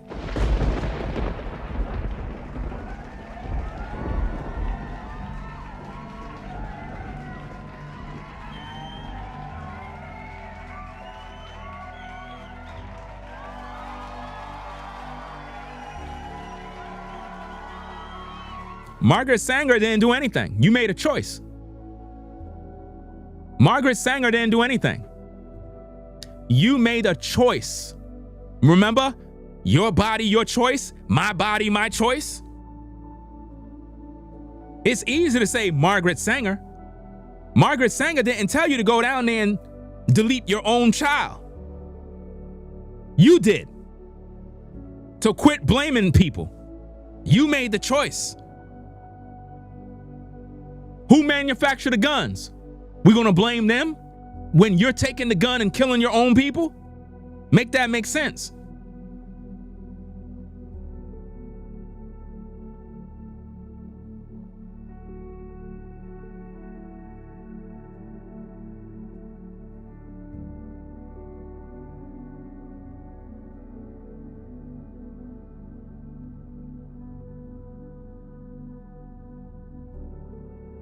I don't know what you're talking about. Spell have been broken. I'm not a black Hebrew Israelite. And I'm not one of those black men that go around saying the white man is the devil. See, you're confusing me with these hate groups. And I don't like that. You're trying to project on me like I do what you do. You understand? I'm not like you. I don't follow no black Hebrew Israelite BS. I'm not a part of no FBA garbage. I'm not with none of that mess. All those hate groups, that's you. You stay over there and keep them demons with you. Don't project that on me. Because what they love to do, guys, is they try to project their demons on you. That's what they love to do.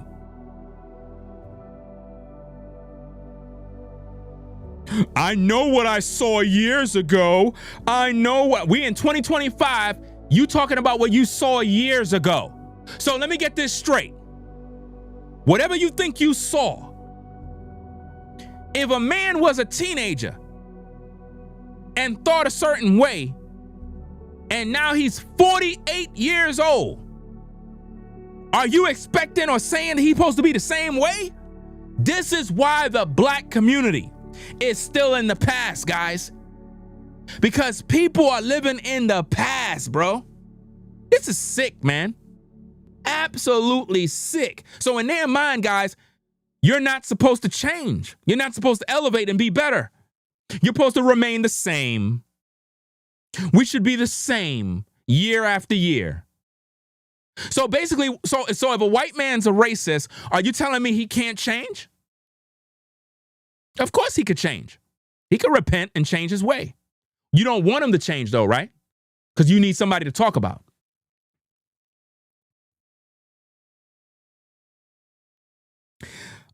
You, sir, are changing for the money and the likes.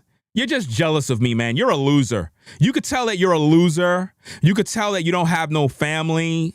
You don't have no success. You're pocket watching me. I mean, think about what you're saying. You're changing for the money. You're changing for the likes. You go to work, right? Do you have a job? When you go to your job, do you work for money or do you work for free? Which one? Because only ninjas talk like you. White men don't talk like that. White men understand economics. They understand we live in a capitalistic society.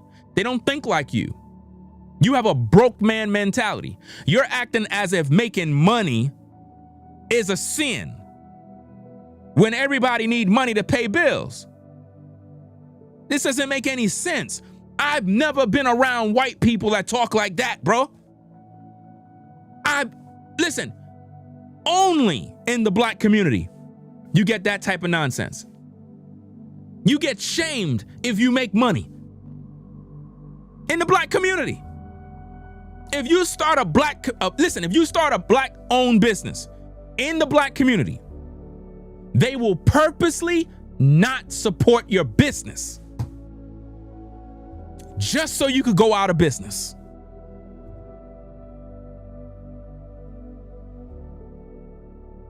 Listen, you had this black woman in Brooklyn. She started a business in the area where I lived. She had to close down her business, guys, because black people wouldn't support it.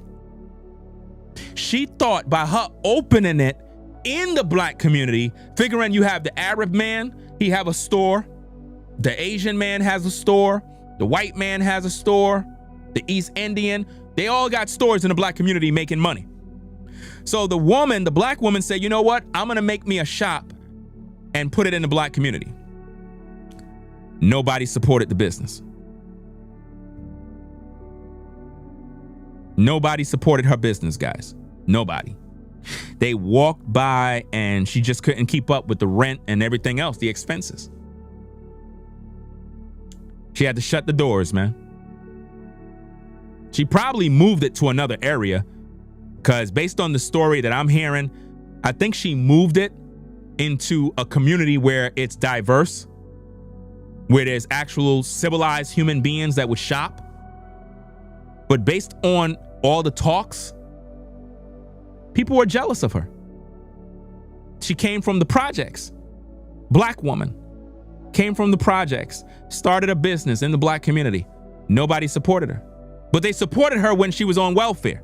They supported her when she was in the ghetto. That's when they supported her. There's nothing I can do about a video glitching. So just pay attention. As long as you can hear me, that's all that matters. I live in a rural area where the internet is not good at all. Right? That's how it is when you're in the South. Other than that, guys, the jealousy, the hate that I receive, man, it is sick. It is sick, man. She had to close her store. How many of you know about these type of things? You've seen these things. Black folk don't support one another, man. Who do you think support hip hop? Who do you think support hip hop the most? Black folk? White folk, Asians. They support hip hop more than anybody. People who don't even speak English support hip hop. They don't even speak the language and they support the music. Black folk don't support it. They don't. They be like, yo, you got the bootleg CD? Yo, you got that mixtape? Bruh, you ain't gonna spend no money? Yo, I can't get the hookup? It's crazy, man. But anyway, guys, we're gonna get up on out of here. I got things to do. Appreciate everybody stopping by. Appreciate everybody, coming through to the shows. We're gonna get up on out of here, man. Do what we gotta do.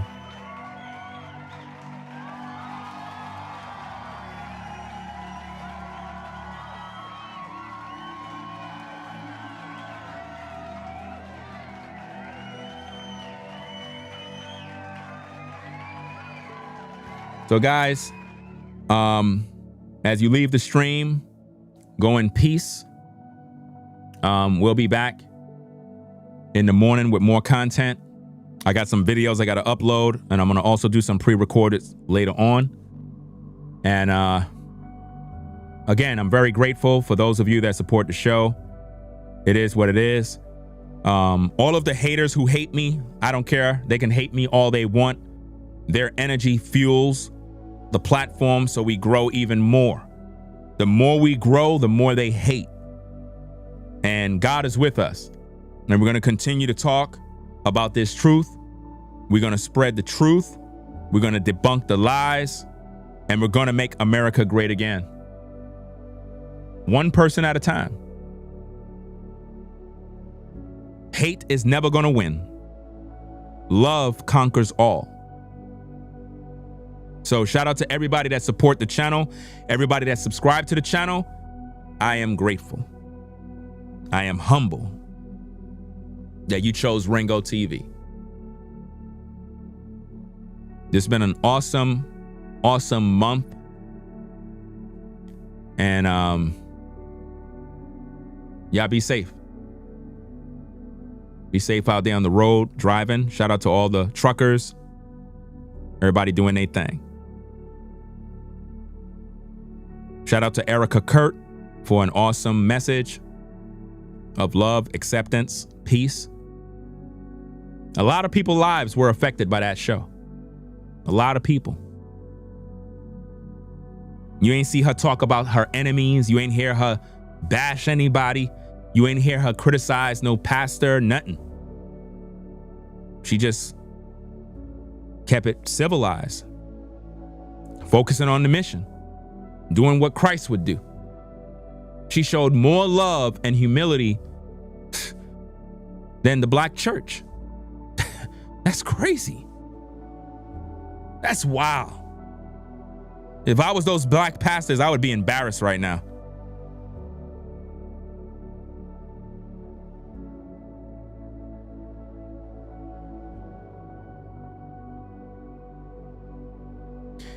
Anyway, guys, I'm going to get up on out of here.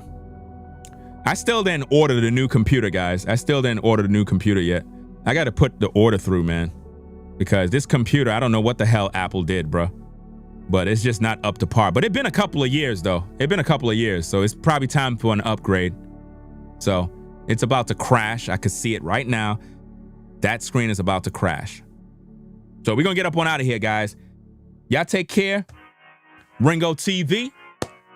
Reactions. It is what it is. Shout out to all the supporters. Everybody that rock with the show. Azandra, Caramel, Kimmy, Kim. Salute to everybody. Yeah. Peace and blessings to the mods in the chat. Shout out to all the haters. Y'all stay hating. We gonna stay winning. While you hate, I elevate.